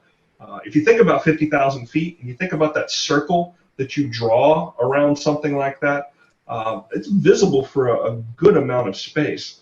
So we dug into it. It's funny that you saw it on flight radar first, because everybody else saw it in the sky first. We go outside from time to time. We didn't get the direct overhead pass here in Charlotte. Yeah, you did have one float a little bit near you. There was one that went on out over Asheboro and Asheville, out over Cherokee, and ended up in Alabama the last time I saw it. But the ones that we saw around Greensboro, as I understand them, they floated out directly south off the coast of Charleston and ultimately Jacksonville. But I went and looked just out of curiosity. Once I found out that they were trackable through flight radar, wrote a little script that went up to use one of the APIs of one of those radar tracking sites, or those flight tracking sites. I found 32 of them around the world. Wow. I found actually 33 over Australia, the Congo, Kenya, Zambia, Peru. I'm looking at my list here right now. There's a bunch out east of Madagascar and one off Peru. And then we had the couple here that had floated down from Canada, down across Ohio, West Virginia, and into the Carolinas. They could be pretty scary if you don't know what they are. I had one other question, and then it sounds like Shay has one too. I'm curious, Tony, in your reading, besides the application of using them to provide internet to rural places that maybe aren't tethered on the ground, have you seen any discussion of an application to use them in storm response when a network might be wiped out due to a natural disaster? I believe they actually used them for that purpose. after, I want to say it was in 2017, but with that pair of storms that went over Puerto Rico. They did some releases from Puerto Rico. If you go on one of the flight tracking websites, I think it might have been Flight Radar 24, don't quote me on that, but there's a blog post on there about them tracking many of these things during some of those storm responses, and providing that kind of connectivity to folks that, you know, they may not have power, but they probably have a way to charge phones. To figure out how to do that, it takes a little while to get that infrastructure back up for cellular service. So being able to do that with a balloon is pretty incredible. Yeah, I would agree with that, Tony. I know that with some of our Mets with WeatherFlow, we met and talked about it several years ago when Google was partnering with them. Now they're partnered with HAPS Mobile, and they provide LTE connectivity to these countries, these third world countries. There are other countries that lose connectivity during natural disasters. Peru, 2019 was a prime example of where Project Loon was utilized to get LTE connectivity for authorities to get their internet settings back up, and for folks to get some LTE receptions on their phones and whatnot. So it's pretty interesting. I didn't know that there were that many balloons, but I know that they started this off back in 2013, where they did their first test flight around the world. So things have kind of progressed over time. Do you see this as being a permanent solution? I don't know. Not my area of expertise, but I think it's great that we're able to provide that kind of functionality there. One concern I've got, though, is that these things are helium-based. And helium is something that is in short supply right now. I mean, if you were to go to one of the party stores and try to get helium balloons, you probably couldn't do it. Helium is a very important gas in the space industry. It's used for cleanly purging cylinders and spheres and things like that. So we need it for lots of different things. I hope they can find another lifting gas other than helium, because it is a neat and useful project.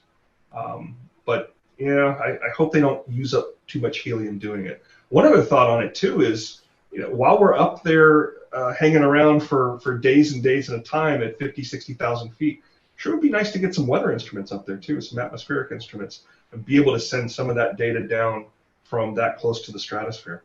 Sure, I know Boeing's doing that with the unmanned craft that flies for weeks and months at a time on solar energy. And I think when I read on Loon's website that they have their partnership with HAPS Mobile, they have test flight. They've done all their they've rolled out their new unmanned craft that goes out. So that may be the solution to what they're looking for. Instead of having balloons anymore, they're going to have unmanned planes going up that just circle around. We've lost a lot of data from the grounding of commercial airliners too during the COVID situation. It's amazing how much data we were getting from those. That's closer to 30,000 feet, but it really filled in a lot of those gaps the radio sondes were providing. In the past, we've talked about the radio sondes that you just mentioned. Could you maybe compare and contrast these Loon balloons with a typical weather balloon, because they have very different lifetimes, obviously, and different purposes? Different lifetimes, quite a bit larger, and if you find the images of the Loon launch site, I was looking at that the other day. They got some permanent structures out there, and they're building some larger ones as well, just to be able to handle launching these things, because they are so significantly large. And they do get much bigger as they go up into the atmosphere and the air pressure goes down. So most folks that I saw report them or share pictures of them describe them as looking like big jellyfish. It's a kind of a silvery looking material, very, very large. It's not as spherical as a weather balloon looks. Those are, you guys are the experts here. I think they're made of some sort of a latex material, but it's very opaque. Where these are almost like translucent appearance. They're much, much larger, and the volume of lifting gases that they put in there is very, very different too. So the Loons don't explode at 70,000, or they aren't even meant necessarily to go up to 100,000 feet like a typical weather balloon. They aren't. They hang out between 50,000 to 60,000 feet.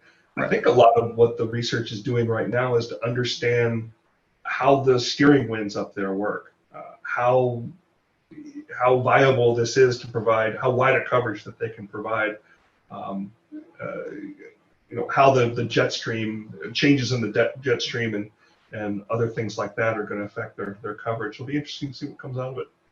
And as you mentioned, we can go on these flight tracking websites and look at them. If you go in and you enter HBAL and a 3-digit number, you might just find one. Well, Tony, we certainly appreciate you being with us tonight to talk about the Mars mission and the Loon balloons, and we definitely appreciate your time. If folks want to follow you again on Twitter, how can they do that? So my personal account is RTP Hokie, Hokie, and if you are interested in Mars weather, the Mars WX report. You can also find you on WRAL as a contributor and the Weather Brains, right? You're still doing the recorded version? Still doing the recorded version. It's every Monday night we're putting that out, and I try to put something different out every week that's usually space related. Every once in a while we'll add in some other weathery stuff in there too. Well, Tony, we certainly appreciate your time. And if you're watching tonight and you want to know more about the Mars launch, we'll probably be airing those towards the end of the month as we get into with our friends at NASA TV. I'm sure we'll be doing some more events surrounded by that mission and that launch. So stay tuned with that. And we appreciate you watching the Carolina Weather Group. Until next time, we hope you have a great evening. And we'll see you on the next Carolina Weather Group episode.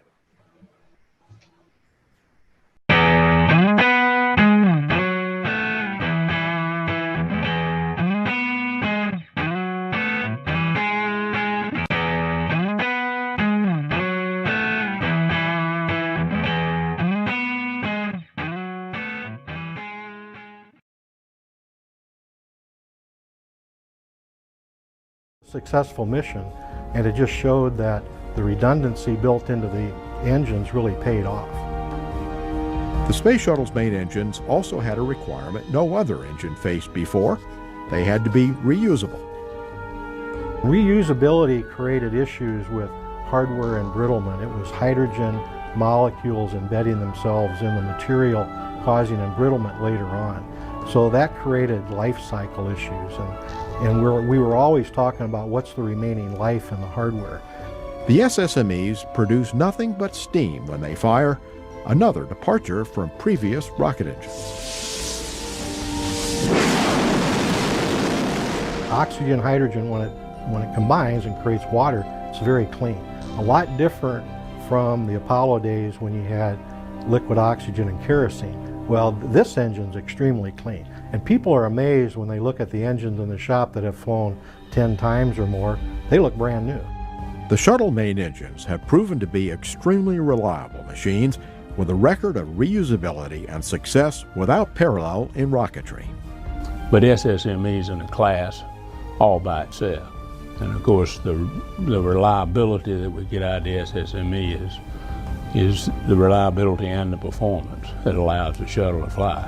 As far as the extreme temperatures, the pressures they operate, the fact that they have been reusable and so reliable from STS-1 to STS-135, I still rate the main engines at the top.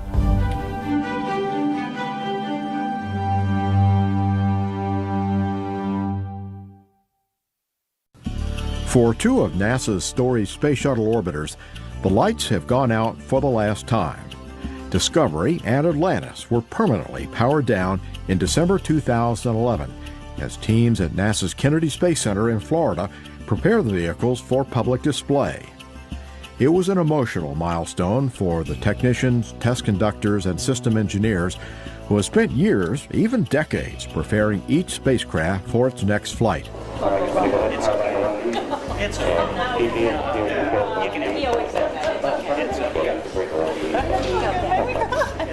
The final assignment for Discovery's processing team on December 16, 2011 was to close the 60-foot-long payload bay doors. Many gathered for one last look inside the shuttle's payload bay. Even at the Smithsonian, there's no plans to open those payload bay doors on Discovery. So as far as we know right now, those doors will never open again. Then it was time for the spacecraft operators on Discovery's flight deck to shut down the power. Okay, PRT 1 off now, PRT 2 off now, PRT 3 off now. Actually, our center director, Bob Cabana, was there. So he actually pulled the plug on that power up sign, and that was it for Discovery. December 22nd was the last day that work on Atlantis would require power. Its starboard robotic arm and Ku-band antenna were stowed inside the payload bay for the vehicle's upcoming move into temporary storage. So we were anxious to get as much work done on Atlantis and get to a point where we could then continue to do work on Atlantis in the vehicle assembly building while she was staged there in a waiting mode. Then the focus turned to the flight deck, as Atlantis, known by the shuttle team as OV-104, was powered down for the last time. AC bus sensor 1 off now. AC bus sensor 2 off now. OV-104 final power down is complete. Discovery and Atlantis have gone dark, but the team has one more power down to get through. Shuttle Endeavour will be next. It's sad, but you know, progress, you have to move on. So something has to be done, and I'm extremely proud to be a part of it till the end. Extremely. Throughout the Space Shuttle program, a familiar launch day sight was the shiny silver vehicle known as the Astrovan. Before each launch, astronauts smiled and waved as they left the crew quarters and boarded the van that would carry them to meet their fully fueled ride to space. The vehicle would wind its way across NASA's Kennedy Space Center in Florida as it carried the crew to the launch pad. It was an exciting ride for the crew members, but especially for the rookies ready for their first trip to space. The first time, it's just everything about it. It's just, you know, the anticipation, excitement, you know, you're a little bit nervous, but it's, I mean, it's just neat to know that, you know, you're one in the series of a very long line of astronauts that rode in this vehicle going to the pad, you know, for a flight to space, so it's pretty cool. Early shuttle crews had fewer astronauts, so they rode to the launch pad in an Apollo-era transport van. But since 1984, each shuttle crew traveled those 9 miles aboard the current vehicle. The modified Airstream motorhome only racked up about 27,000 miles in its 27 years of service. That's because it's used solely to transport the astronauts for each mission.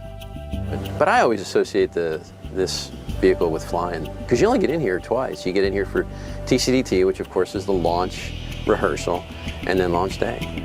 The only other time the Astrovan was used was to take the astronaut back to crew quarters after landing. The vehicle's appeal is rooted in its tradition rather than its decor. It's not really extravagant, kind of like bench seating, and it's pretty crowded on launch day, especially with a crew of 7. You know, I think everyone's trying to cut the tension with a joke or two from time to time. The interior's narrow center aisle is paralleled by long benches. Lift-out sections accommodate the ventilator units used to circulate cool air through the astronauts' bulky orange launch and entry suits. This is the only place they have liquid air, and liquid air is really good. You know, we have this cooling garment that circulates water cooling, and in the hot Florida sun, it's nice to have it. They plug that liquid air into you, and it just blows this cool air throughout your suit, which is really nice because it actually dries your suit. And the only place we get to have it is in here. And I don't know why. It was like a special treat on launch day. And while each crew no doubt had their own unique take on their ride to the launch pad, Shuttle Atlantis STS-135 mission crew took in the significance of the final ride for the Space Shuttle program. It was really special this time because there were so many people here. And I think even though it's kind of an anxious time as you head out to the launch pad, because you know this might actually be the day, on this particular day, you know, the last flight, I think we were all really amazed at how many people showed up. I mean, even on the road, you hang the right turn to go to the pad, and the road was lined with people waving American flags. It made me feel good, you know, to know that the shuttle program meant this much to so many people, and not just national, but international. I mean, a lot of people turned out to watch the grand finale, if you would. While the vehicle won't be taking any more shuttle crews to the launch pad, NASA plans to keep it ready to ferry future astronaut crews to the pad. I would like to keep this tradition. You know, I don't know if any of us will get to fly on the next vehicle, whatever that vehicle may be, a U.S. vehicle, but it would be kind of neat to have some of it be the same. You know, and actually traditions are important in a business like this. It keeps everybody connected. Everybody ready? Let it happen, Captain. Hold on, everybody. So after riding the Astrovan to the launch pad a number of times, what would it be like if a space shuttle commander got the keys to take it for a spin? STS-135 Commander Chris Ferguson found out. There's 0 to 35 in a minute and a half. That was the most white-knuckled event I've had. I pronounce this vehicle fit for another space program.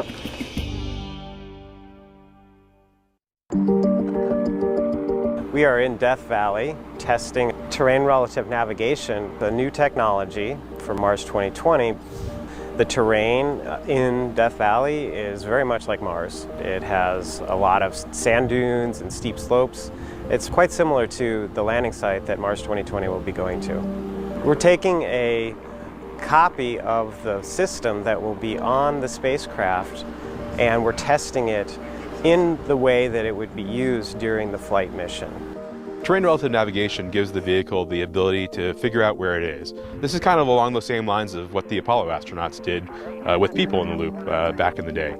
Those guys were looking out the window and looking for different craters and other features on the moon that they knew of from the maps we had of the moon. So that way they could figure out where they are and figure out where they needed to land to be safe. So for the first time here on Mars, we're automating that. What terrain relative navigation gives you is the ability to avoid hazards that you already know about. So large hazards, hills, craters, things that you've seen before. With the camera, we take images as we're descending, and we match pieces of the image to orbital imagery that we have stored on board. And if we make many of these matches, we're able to figure out where we are relative to the map. If we didn't have terrain relative navigation, the probability of landing safely at Jezero Crater is about 80 to 85%. But with Mars 2020, we can actually bring that probability of success of landing safely at Jezero Crater all the way up to 99% safe every single time. We don't have an astronaut that we can put on board Mars 2020, but we can put this system, this terrain relative navigation system, so that the spacecraft can figure it out on its own. I could see it being used on lunar missions, science missions, as well as human missions. Future Mars missions, of course, Mars sample return, Europa lander, landing on a comet, pretty much everywhere you want to land. You're going to want to have terrain relative navigation.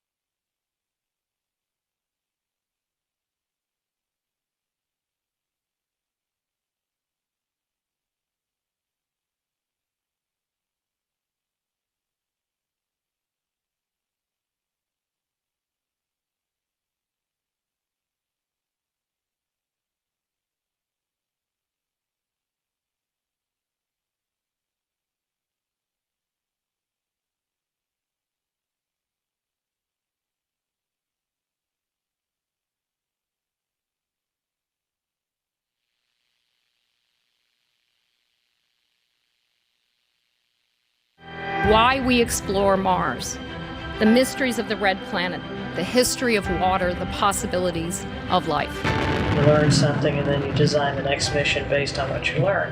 Has allowed us to literally go back in time on Mars. The first picture will cover an area of 176 miles. Mariner 4 began transmitting back images. The first photograph that a human being has ever seen from the surface of another planet. On August 20th, 1975, the first Viking spaceship was launched. You are seeing something that no other human has ever seen before. Former seas and mountains. Huge canyons.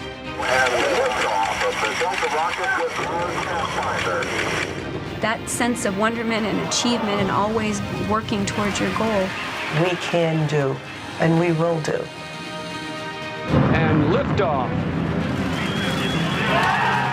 Touchdown confirmed. Mars is unavoidably special. We've landed and we've scooped. We've roved, we've orbited. Together we did it, but the attitude was together we can do it. The future is what you make out of it. You can make it real. And here we are with Mars Perseverance, 51 years later, getting ready to do the first ever Mars return mission. Eventually, we can bring those samples back to Earth and determine for the very first time, did life exist on Mars?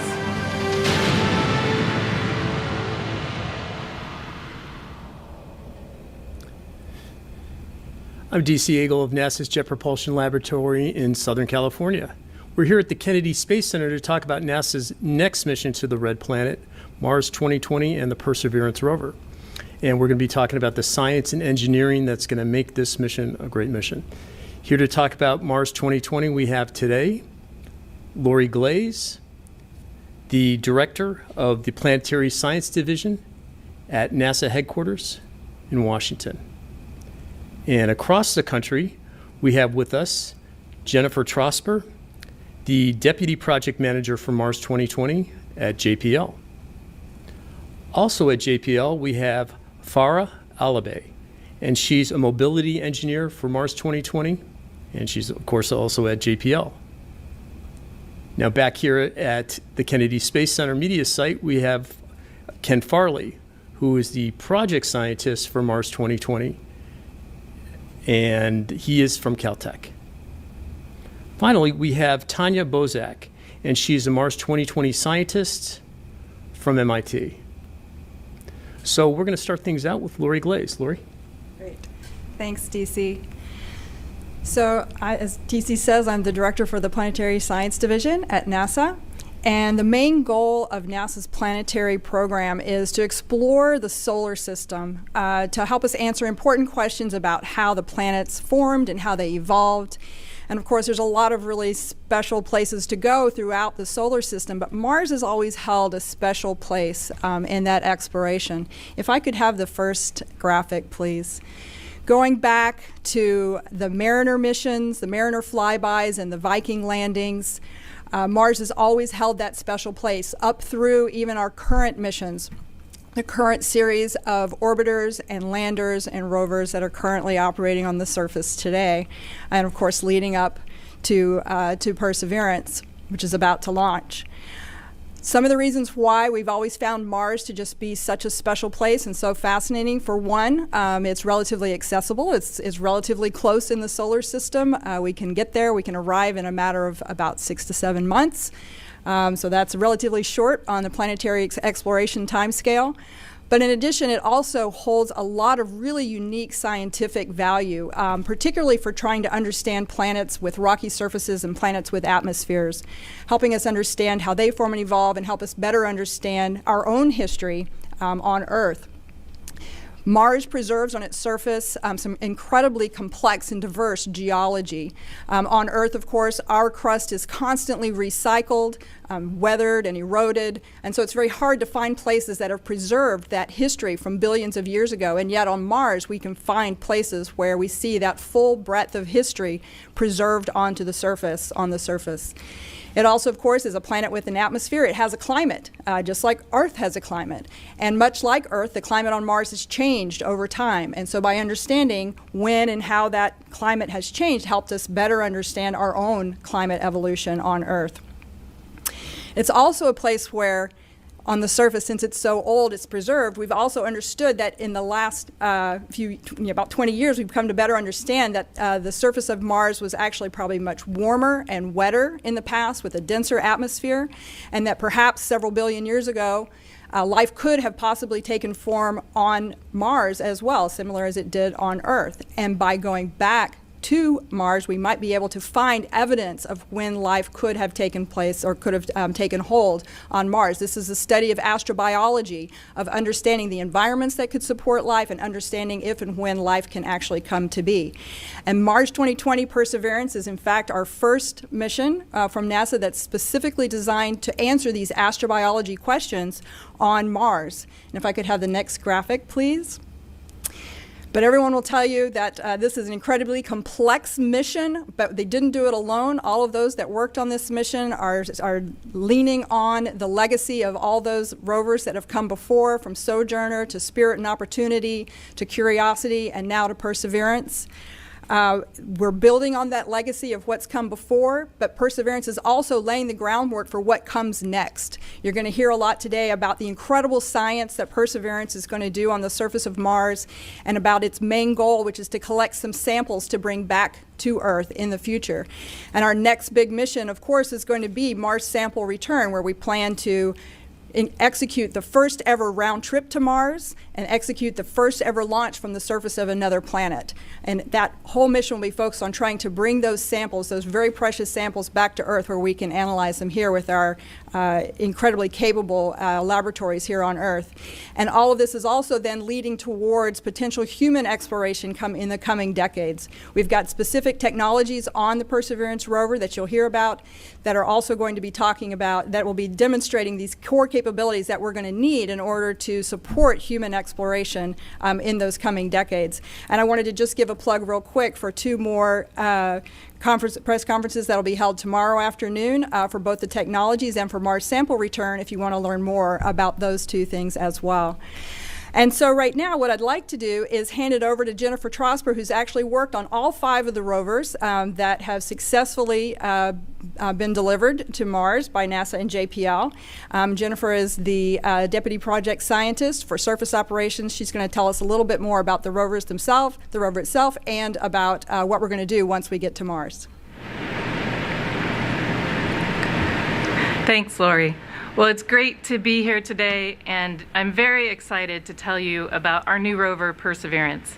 But I have to look back and say, you know, as a farm girl growing up in Ohio, it took me a while to get the rover bug. Now, I've worked on all of these rovers, but I didn't work on robotics growing up. But in 1997, I had the opportunity to be part of the Mars Pathfinder team with the Sojourner rover. And ever since that day, when we landed on Mars, and I saw the fun and the excitement and I got the bug of exploration, and so now I've worked on every Mars rover. It's been a privilege not just to work on the rovers, but also to work with the great teams that build these rovers. And today I'm going to tell you about our next great rover, Perseverance. Now go ahead and show the first slide. The first slide shows our predecessor rovers. You see the small rover is Sojourner rover, the one I just talked about. And then we have Spirit and Opportunity, the mid-size go-kart rover. And then Curiosity, which is more like a small car. And now we have Perseverance. And as I look back over my career of working on these rovers, it's exciting to see how we just incrementally built up the capabilities of the engineering and the science to have this enormously capable rover today called Perseverance. I'm going to talk a little bit about what those capabilities are. I would say Perseverance is unique in that all of her capabilities are very much focused on her science mission. Now, her science mission is challenging. She needs to go explore, find, select, actually core and cache samples for future return to Earth. And so we've needed to add a lot of new things to Perseverance to make her able to do that. And we want her to do that in a location that is interesting enough to find samples that we want to bring back to Earth. And so that brought us to needing to add our first new technology. Our first new technology was terrain relative navigation. Now, we leveraged a lot of the Curiosity entry, descent, and landing system, but when Ken Farley and the science team decided that they wanted to land at Jezero Crater, we realized that the current Sky Crane landing system would not land us there safely enough. And so, you can kind of think if it's more scientifically interesting, then it has more engineering hazards. So you can go here to my next graphic, which shows what terrain relative navigation is. The engineering team got on board to say, well, we need to make this landing site safe. And so we added what is essentially our astronaut that we take to Mars that steers us away from hazards, and we call it terrain relative navigation. We can't take an astronaut, so we load Mars orbital maps that we get from the orbiters that are marked with hazards, and then we use a camera to take pictures as we're descending onto Mars, and then we compare those, figure out where we are in the map, and then divert by firing engines to get away from the hazards so that we can land safely. So this new technology allows us to land in Jezero Crater, which is where the science team wants to go to do this investigation. Now, another interesting part of entry, descent, and landing. Now, entry, descent, and landing is always harrowing. It's hard, right? Mars is 100 million miles away. You start at 12,000 miles per hour at the top of the atmosphere. You have to get to 0 7 minutes later. And so it's a nail-biting thing. And we've added something to Perseverance, which is especially cool, so that we will get a front row seat. The vehicle actually has the ability to take selfies as it's going through the entry, descent, and landing process. Go ahead and show my next slide. This shows you where the cameras are that we have added to take pictures as we're descending onto the surface of Mars. We have parachute up cameras that will watch the parachute inflation. On the descent stage, we have some downlook cameras that will watch the rover go down on the Sky Crane. On the rover, we have uplook and downlook cameras. The uplook cameras watch the descent stage and will get the flyaway moment, which is awesome. And then the downlook cameras will watch the surface as we're placed on the ground on Mars. Very exciting. We also have a microphone on the rover, so we're listening to ourselves as we go through the atmosphere of Mars. We're listening to the pyro firings and the hardware being released. It's going to be one of the most exciting things that happens early in this mission, and I'm really looking forward to it. We'll record all that data, and then we'll send it back shortly after landing. Now, the next thing that's exciting about this rover, entry, descent, and landing is always exciting, but it's only 7 minutes. And my personal favorite part of the mission is the surface mission, which for Perseverance is going to last for a Mars year, which is about 2 Earth years. And this Perseverance mission has to do the equivalent of about what Curiosity did, or 4 times what Curiosity did in the same amount of time. And so we've had to do a lot of things to make it smarter. And so go ahead and bring up my next slide. You can see that this is one of the things that we've done to make it smarter and have better sensing is we've added some cameras. You can see we have 23 cameras on the rover, and some of the new cameras we've added, we have new EE cams that are our navigation cameras that we use for autonomous driving. They're now color, they're twice the field of view, twice the resolution as the Curiosity cameras. We also have added better cameras to the front of the rover, the hazard cameras, which we use to actually place the arm very accurately. We even have a camera inside the rover that takes images of the samples before we seal them off. So we have lots of great sensors. And another thing that we do to make the rover smarter is we add a lot of software and computers. So if you can go on to my next graphic, I can show you a little bit about what makes the rover smart. The rover has about 13 different computing and processors. It has dozens of electronics boxes. I can't show you the software and the algorithms that make it smart, but this is the inside of the rover. The back of the rover is to the right, the front of the rover is to the left, and you can't even see the full sample caching system, which is another extraordinarily complex part of the rover. If you were to take all of the cables inside the rover, it would be about 3.5 miles long. So it's a very complicated vehicle. But we've made it smarter. The things that we've done to make it smarter, some of the new algorithms, I talked about terrain relative navigation. We've also added new auto navigation algorithms so that we can actually drive autonomously through more difficult terrains that have more rocks. We've added a capability for higher compression so that we can get more data down to the ground. We've added a capability so that after the rover drives, it can stop, check for hazards, and if there are no hazards, it can actually deploy the arm out and take some images and send those back to Earth so that we don't have to wait for the next day, and it speeds things up. We've also made some significant upgrades to our operations system. We have cloud-based tools that allow the science team to do collaboration around targeting and visualization, and we're much more efficient at simulating and validating those sequences because we have to send those to the rover every single day. And now, if you'll go ahead to my next slide, which is my final image. I love this image because it shows the rover folded up, ready to go, on its way to Mars. But it also shows the preeminent new capability that we've built on this rover, which is the sampling system. If you look at the front of the rover, you see the cage-like feature. That's the corer. That cores the samples from the surface of Mars. You'll also see the robotic arm. You can see the forearm and the upper arm that have the Mars 2020 and the Perseverance plates on them. You'll also be able to see the bit carousel, which is sort of in the center, the round thing. A couple other things to say about this image. The wheels are covered with anti-static wrap, and we do take that off before launch, so no worries there. And then you can see the rover's upside down in this picture. So you see the mast is actually stowed underneath the rover. You can see the American flag there at the bottom of the mast. Now, something that just kind of brings it home as far as how amazing this rover is the turret that's on the end of the robotic arm that includes the corer and also includes some other instruments. It weighs 80 pounds. And I think if you had told me back in 1997 when I was working on the Sojourner rover that in 20 years we'd be building a rover that had a robotic arm that could hold the weight of 3 Sojourner rovers in its hand, I might have been surprised, but here it is. It's the Perseverance rover. It's an amazing vehicle. And with that, I'm going to hand it off to Farah Alibay, who will talk more about the mobility system. Thank you so much, Jennifer. Perseverance has some of the most ambitious science goals that we've ever attempted on the surface of Mars.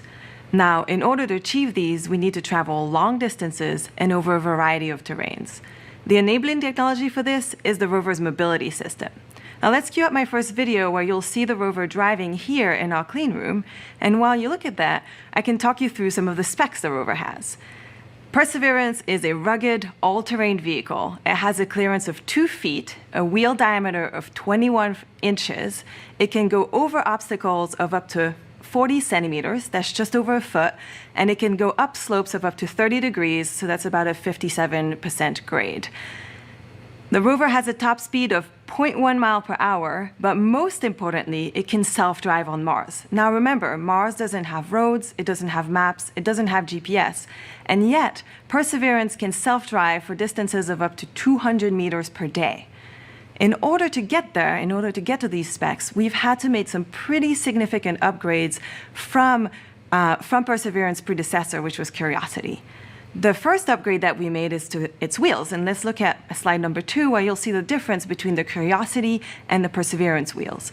And we essentially went back to the drawing board here. You can see that the Perseverance tread pattern is much tighter, much closer together, and the treads are actually taller, which gives the wheels better traction. You can also see that the treads have a smooth sinusoidal pattern rather than the jagged pattern that Curiosity had. That gets rid of the hot spots that cause damage on the Curiosity wheels and gives us confidence with that, and along with the hundreds of hours of testing, obviously, that we've done here on Earth, that these wheels will survive the harsh Martian environment that they will be driving on. The biggest upgrade that we've made to the Perseverance rover, however, is its self-driving capability. Perseverance is able to self-drive 3 times faster than the Curiosity rover can, and that is mostly due to its ability to think while it drives. It's able to do what we call thinking while driving due to its additional computer, the Vision Compute Element, or the VCE. Now, the VCE was added to the rover in order to enable terrain relative navigation, which Jennifer talked about. But once we're on the surface, we no longer need our terrain relative navigation software, so we reuse that second brain in order to speed up our autonomous navigation process. Now let's talk a little bit about what self-driving looks like on Mars, because it's pretty different from what self-driving cars might look like on Earth. So on Mars, as I mentioned, we don't have any maps, and so the rover has to literally build its own map as it drives onto the surface.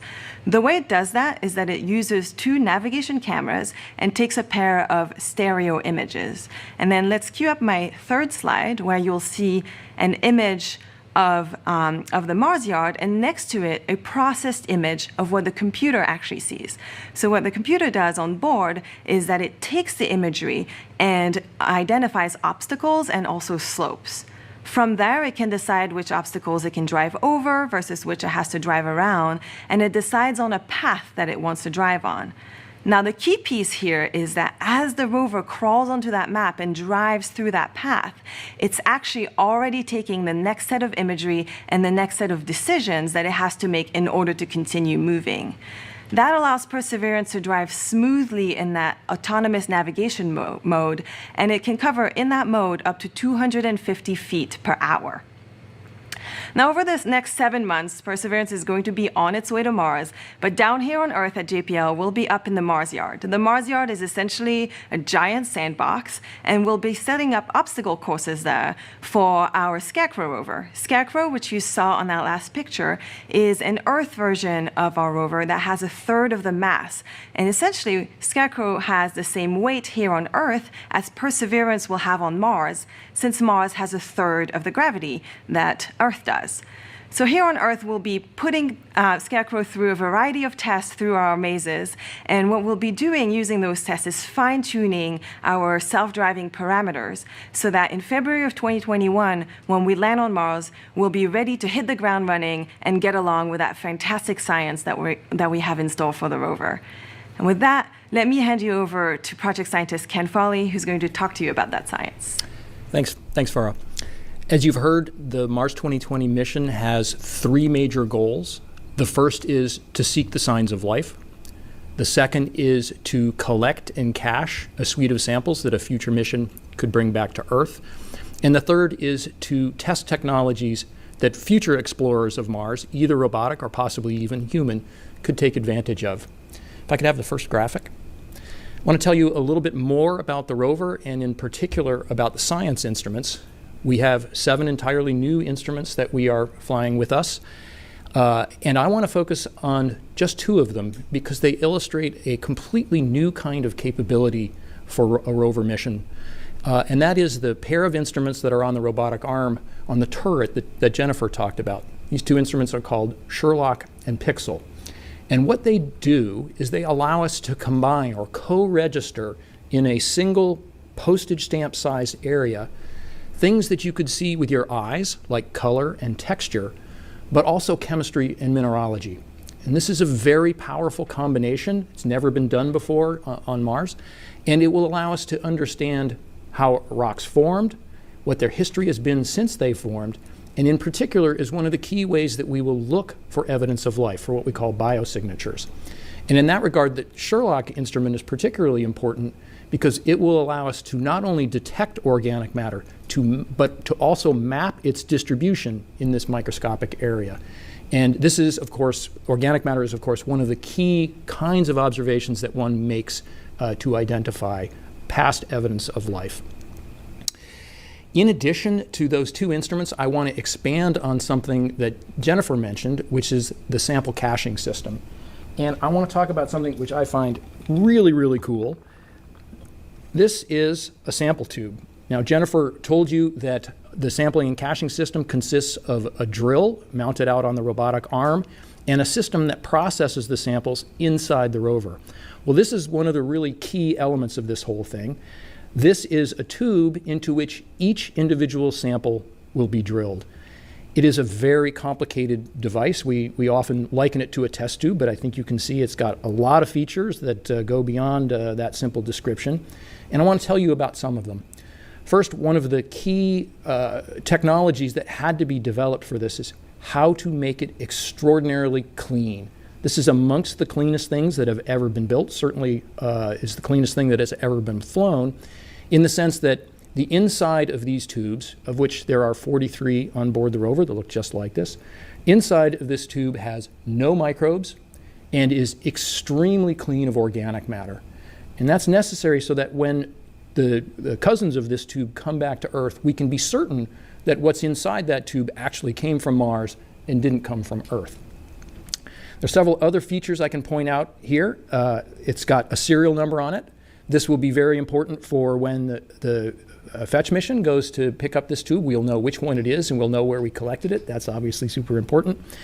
And you see lots of indentations and holes in the tube. This is necessary so that the robotic system, both on Perseverance and on the follow-on missions, can manipulate the tube. And finally, you also notice that it is bright white. This is not paint. Paint would contaminate the sample with organic matter. Instead, this is aluminum oxide, which has been flame sprayed onto the surface. And this is necessary so that when we cache the tube onto the surface, put it down on the surface for the future mission to pick up, it doesn't get too hot in the sun. The white reflects the heat away. So this is really one of the great features that has been built into the rover. And we spent a fair bit of time talking about the hardware of this mission, but I also want to point out that this takes a very large team of people to run. There are engineers who are responsible for commanding the rover and for ensuring its health and safety. And there's also a very large science team which will guide the operations in the pursuit of the science goals. The science team has about 350 members. They come from all around the world, and they range from students all the way through senior scientists, and they represent an enormous diversity of scientific disciplines, from people who are nitty-gritty experts about what each instrument does and how it does it, through to geologists and geochemists, atmospheric scientists, astrobiologists, and this whole team has to work together. One of the key things that Jennifer mentioned is that we have a very ambitious mission planned, and we need to work very efficiently. And one of the reasons for this is that the team each and every day will receive data from the rover, and on a very short time frame, the team needs to interpret that data. What questions did it answer? What new questions did it raise? And where do we go now? And what observations do we make? We have just a few hours to do that before we have to hand it back to the engineers, who then beam instructions up to the rover to go and do that. So this is a very time-pressured activity, and it is really important that the team know how to function together. And unlike a piece of hardware where you can design how all the elements interact, a human team is really quite different. And one of the things that we've been working on over the last few years since this team got together is a kind of bonding. And if I could have the next video clip. One of the things that some of us on the team were fortunate enough to be able to do is to go out into the field in a remote part of Western Australia to look at rocks that contain the oldest undisputed evidence of life on Earth, very similar to the kinds of things that we hope we might find on Mars. And so this was really a great activity so that we could all come together and really grasp the ideas behind this mission. We are now about 3 days away from the launch, and we will arrive, Perseverance will arrive on Mars in February of 2021. That gives us about 7 months in which the science team will not be relaxing. Instead, the science team is working to develop a plan for how we will investigate our landing site. If I can have the final clip.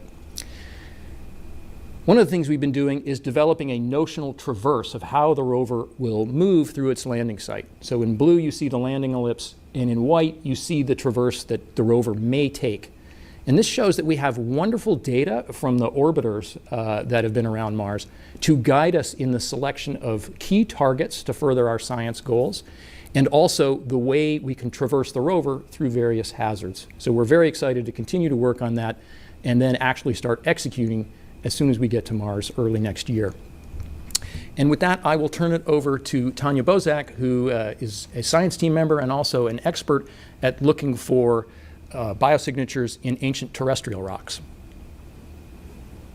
Thank you, Ken. As someone who spends a lot of time thinking what life was like on Earth or Mars 3 billion years ago or more, I think that Jezero Crater is an amazing site to examine and sample.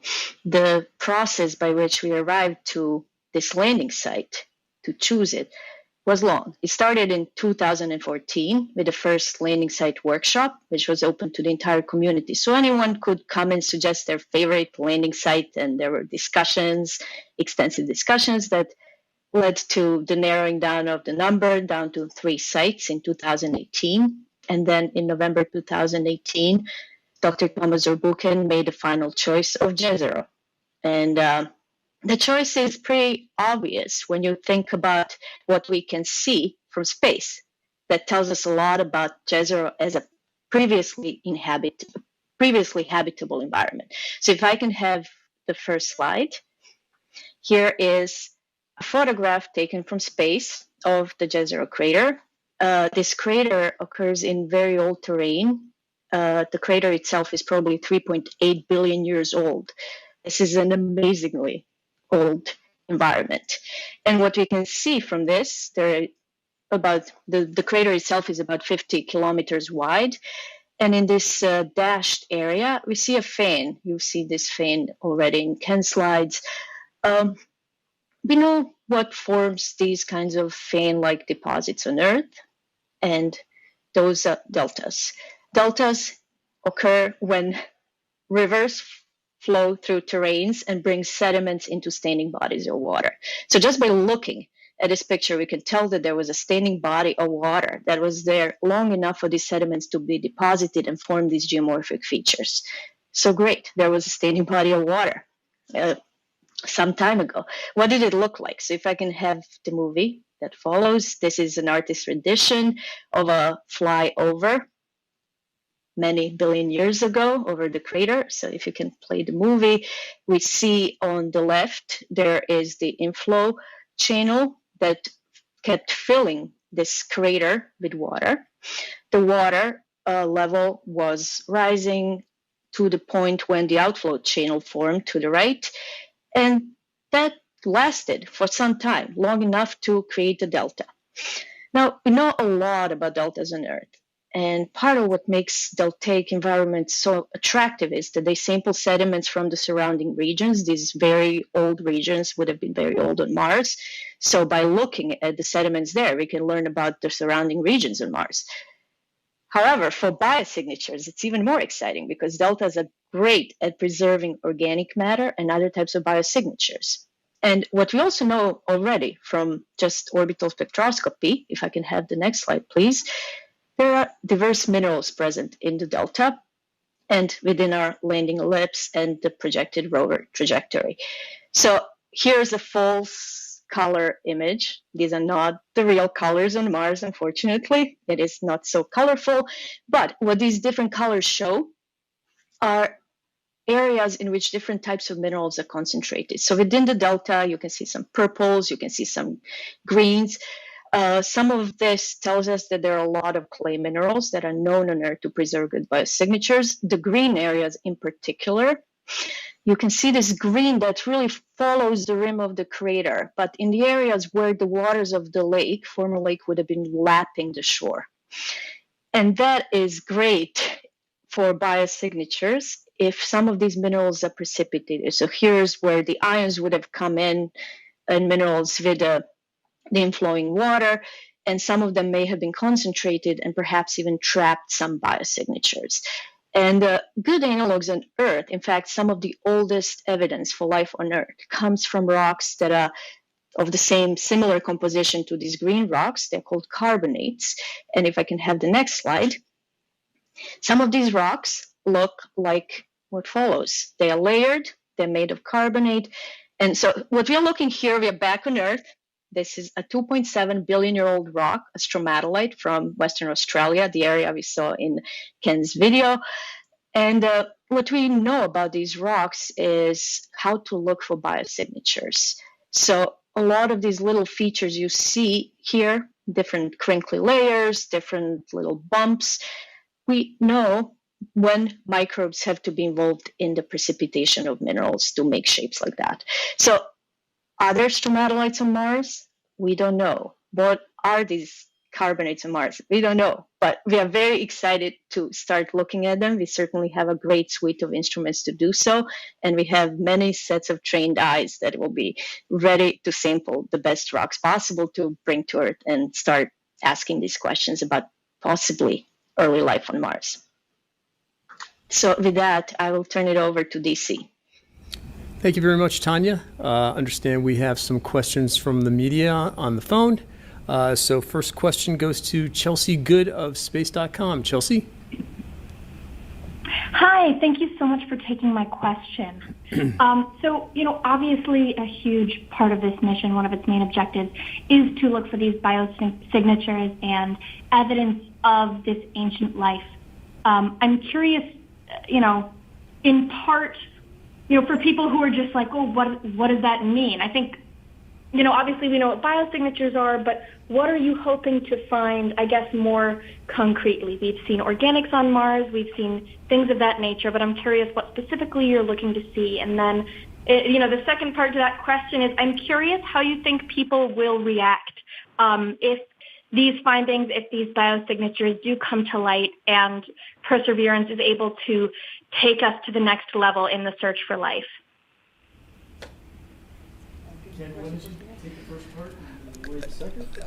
Yeah, okay. So what are we looking for? What is a biosignature, and how are we going to look for it?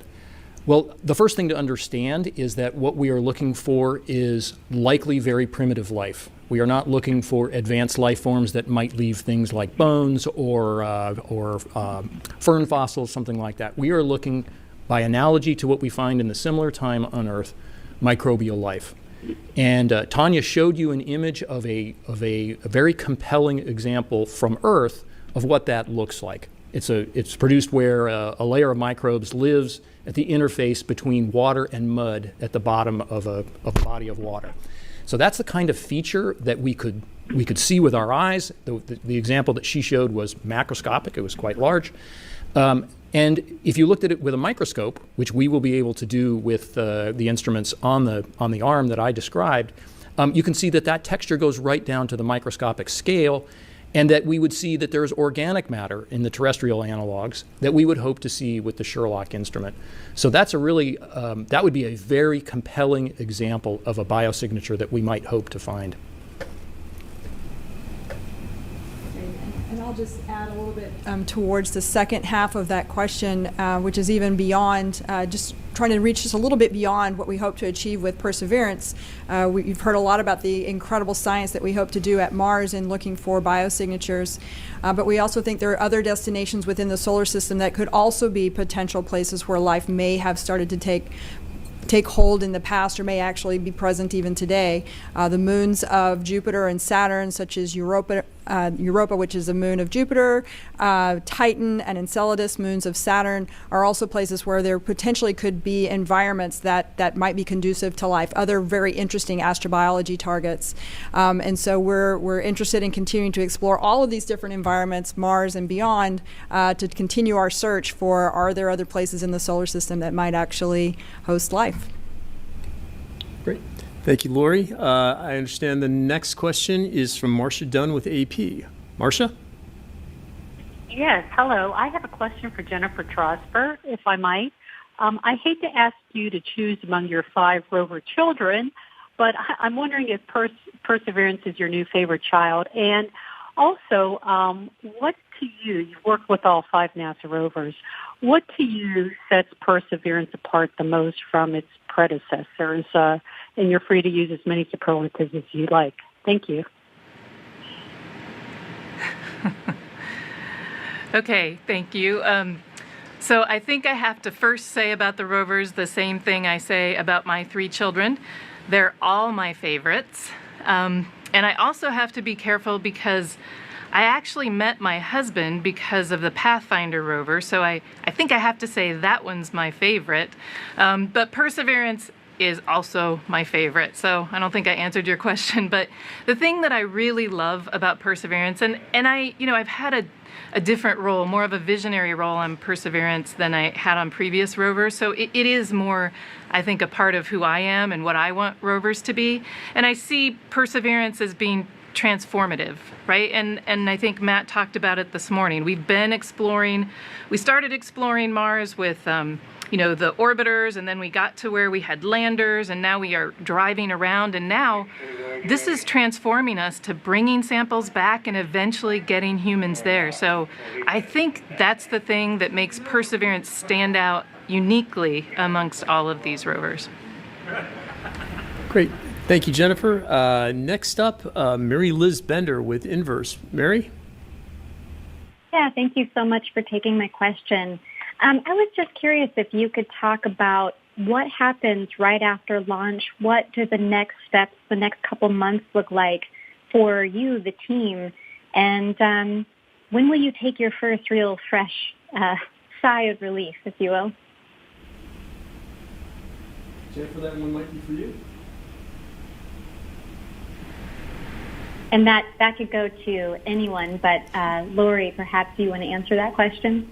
Oh, sure. Well, I'll leave some of the details of exactly what's going to be happening over the next few months, maybe to Ken and to Jennifer. But when will we heave a sigh of relief? I think after we've successfully completed the entry, descent, and landing, and gotten through that 7 minutes of terror, I think all of us will be very relieved and ready to begin the hard work of conducting the surface science and starting to see the incredible results of the fruits of our labor here. But I'm gonna let Ken or Jennifer talk about what we're going to be doing over the next few months.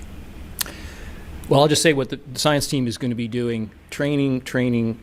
It's a very complicated piece of hardware, and the scientists on this mission, most of them have very little preparation to do this kind of work. We have to understand what the instruments are capable of and how to instruct them to do what we want them to do. So training is really essential at this point. Jennifer, anything to add from JPL? Yeah, I'll add that we have a cruise team that is actually flying the vehicle to Mars. So shortly after launch, we'll actually be able to see the sun on our solar arrays and our sun sensors. We'll be able to find the stars in the sky with our star scanner, and we'll get our attitude initialized. We'll get to the right spin rate. And then within a few weeks, we'll do our first trajectory correction maneuver, which essentially just gets us on the home and transfer trajectory that we're taking to Mars and corrects for any launch vehicle errors. Great. Thank you very much, Jennifer. Next up from Irish Television, Leo Enright. Leo? Thanks very much, DC. For Ken Farley, I rather loved the dotted lines on the traverse map that you showed. Could you talk a little bit about the extended mission? I mean, we're all hoping you'd go beyond Midway, but it looks like at the moment you're only prepared to go as far as Midway, or am I reading that map right? Yeah, let me provide some background here. During the landing site selection process, the community that was doing the prioritization recognized that Jezero Crater had some really fantastic targets, and Tanya talked about them, the delta, the carbonate rock. Very excited to see those.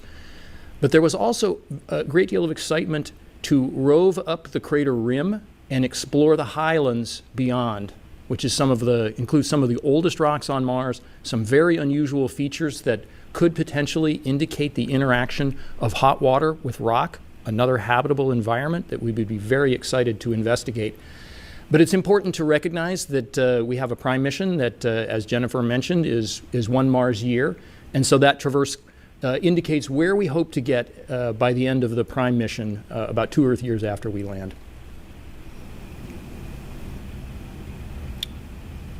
Great. Okay. Next up is Natalie Guerrero. Natalie? Yeah, I wanted to know, what is the process for choosing what samples you end up taking, because it sounds like there's a limited number of sample tubes. I can take that one. We have 43 sample tubes, and we expect that over the entire duration of the mission, not within the prime mission, that we will use all of these tubes in the pursuit of something like 30 or 35 really good samples. The additional tubes are there so that we can, for example, change our minds. We might say, oh, this looks like a good example of some particular kind of rock, and then 6 months later we find something that's much better. So we have an ability to kind of change our mind in thinking about what samples come back. It's important to understand that one of the central goals of the mission is to seek the signs of life. And many of the samples that we collect will be specifically chosen because they represent habitable environments, or if we are fortunate, also have potential biosignatures in them that we wish to investigate further. But there are also many other kinds of questions. We heard earlier about how Mars climate changed. It changed enormously.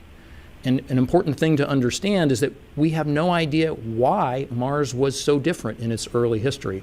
And we hope that if we bring back rocks and study them in terrestrial laboratories, they'll tell us something about that.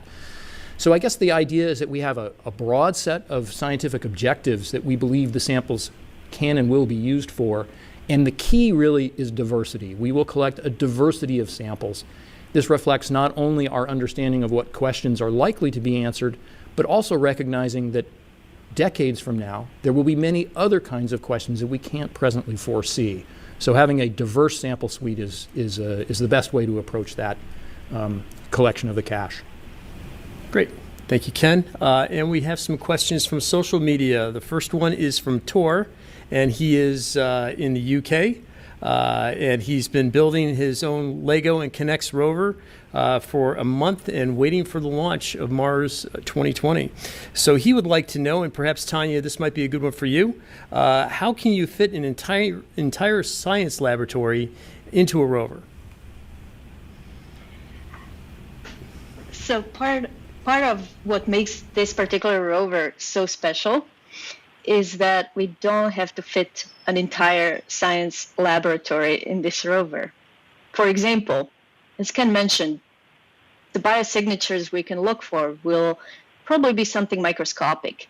And there's just no way to bring a microscope, a real microscope that we would use on Earth, to the surface of Mars. So this special rover and its special sampling and caching equipment is designed to store the samples, and eventually these samples will come to Earth, and then we can study them in laboratories on Earth. That said, there's a suite of instruments, that Ken mentioned. So there's Watson, there's Sherlock, there are all these instruments that can allow us to look at some rock textures and look for some organic material. So we can know a lot even just by looking at rocks on Mars. Thank you, Tanya. Next question, this might be a good one for Farah. Farah, since you're about mobility, this is a question about keeping camera lenses clear of debris and dirt. How do you do that with the nav cameras that are going to be supporting the drives? So on landing, the cameras are covered with camera covers, which protects the cameras from that dust. So we've tried to keep the cameras as clean as we can right now, and then after the landing sequence, we'll fire some pyros to get rid of those camera covers, and that should give us really clear vision on Mars. Other than that, typically we don't tend to get too much sand accumulating on the cameras that are up on the turret, so we don't worry too much about that. And we also benefit sometimes from the winds that serve as cleaning events for any dust that might get up there. Great. Thank you, Farah. The next question is from Brittany Wright. And Brittany Wright writes, I'd love to know what the expected lifespan of Perseverance is and how you go about making repairs to it if anything should break or malfunction. Maybe that's a good one for Jennifer. Yeah, we have tested and qualified our hardware to 1.5 Mars years. So that's longer than the 1 Mars year or the 2 Earth years that the mission is supposed to last. The way that we do that, we actually take it through all the thermal cycles. The thermal cycles on Mars are the hardest parts about the hardware that could break the hardware. And so we do that, and we make sure that it will last through all those thermal cycles. And we make sure that our mechanisms will move as many revs as we need them to. So we've done that. We expect this to last 1 Mars year. Now, the question about what do we do if things go wrong is an interesting one, because having operated all of these Mars rovers, there's all kinds of things that just go wrong, and it's far away, and sometimes it doesn't talk to you, and that's the first problem you notice. So there are a lot of different methods, and a lot of them are in our design, really. And I'll just talk to a couple of them. The first one is that we have redundancy in our critical hardware. So if the flight computer goes bad, we have another flight computer that can replace it. We also have something called functional redundancy, where we have, for example, we can talk directly to the rover from Earth via uplink and sending it commands, but we can also send those commands through orbiters if for some reason we lose the link to the rover from direct to Earth. So we have those types of things. It's always harrowing when you don't hear from the rover. Some great stories about getting these rovers out of difficult situations, but the team of operations personnel are very well experienced and suited to help the rover whenever it has some problems. Great. Thank you, Jennifer. And actually, one more question for you, and this one's from Michael Jackal, and he writes, what is the hardest part about building the rover? Well, Perseverance is a very complicated rover. I think I showed you different pieces of it during my presentation.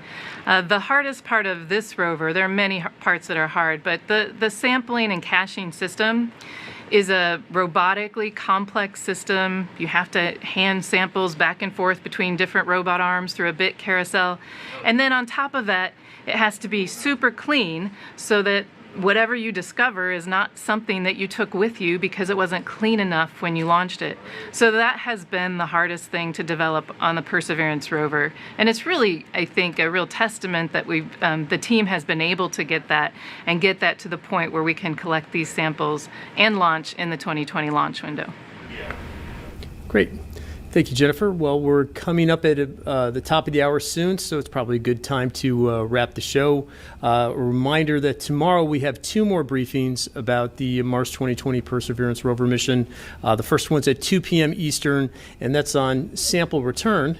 That should be a real good one. And then 2 hours later at 4 p.m. Eastern, we have one on Mars 2020 mission tech and humans to Mars. So those are 2 good media briefings tomorrow. A reminder, of course, that July 30th is the opening of our launch period, and commentary will start on July 30th at 7 a.m. and 7:50 a.m. is the first opportunity for launch that day. Don't forget to follow the mission on social media at NASA Persevere on Twitter and Facebook, and please feel free to join the conversation using the hashtag #CountdownToMars. So that's it from here at KSC Press Site. I'm DC Agel. You guys have a good evening. Thank you.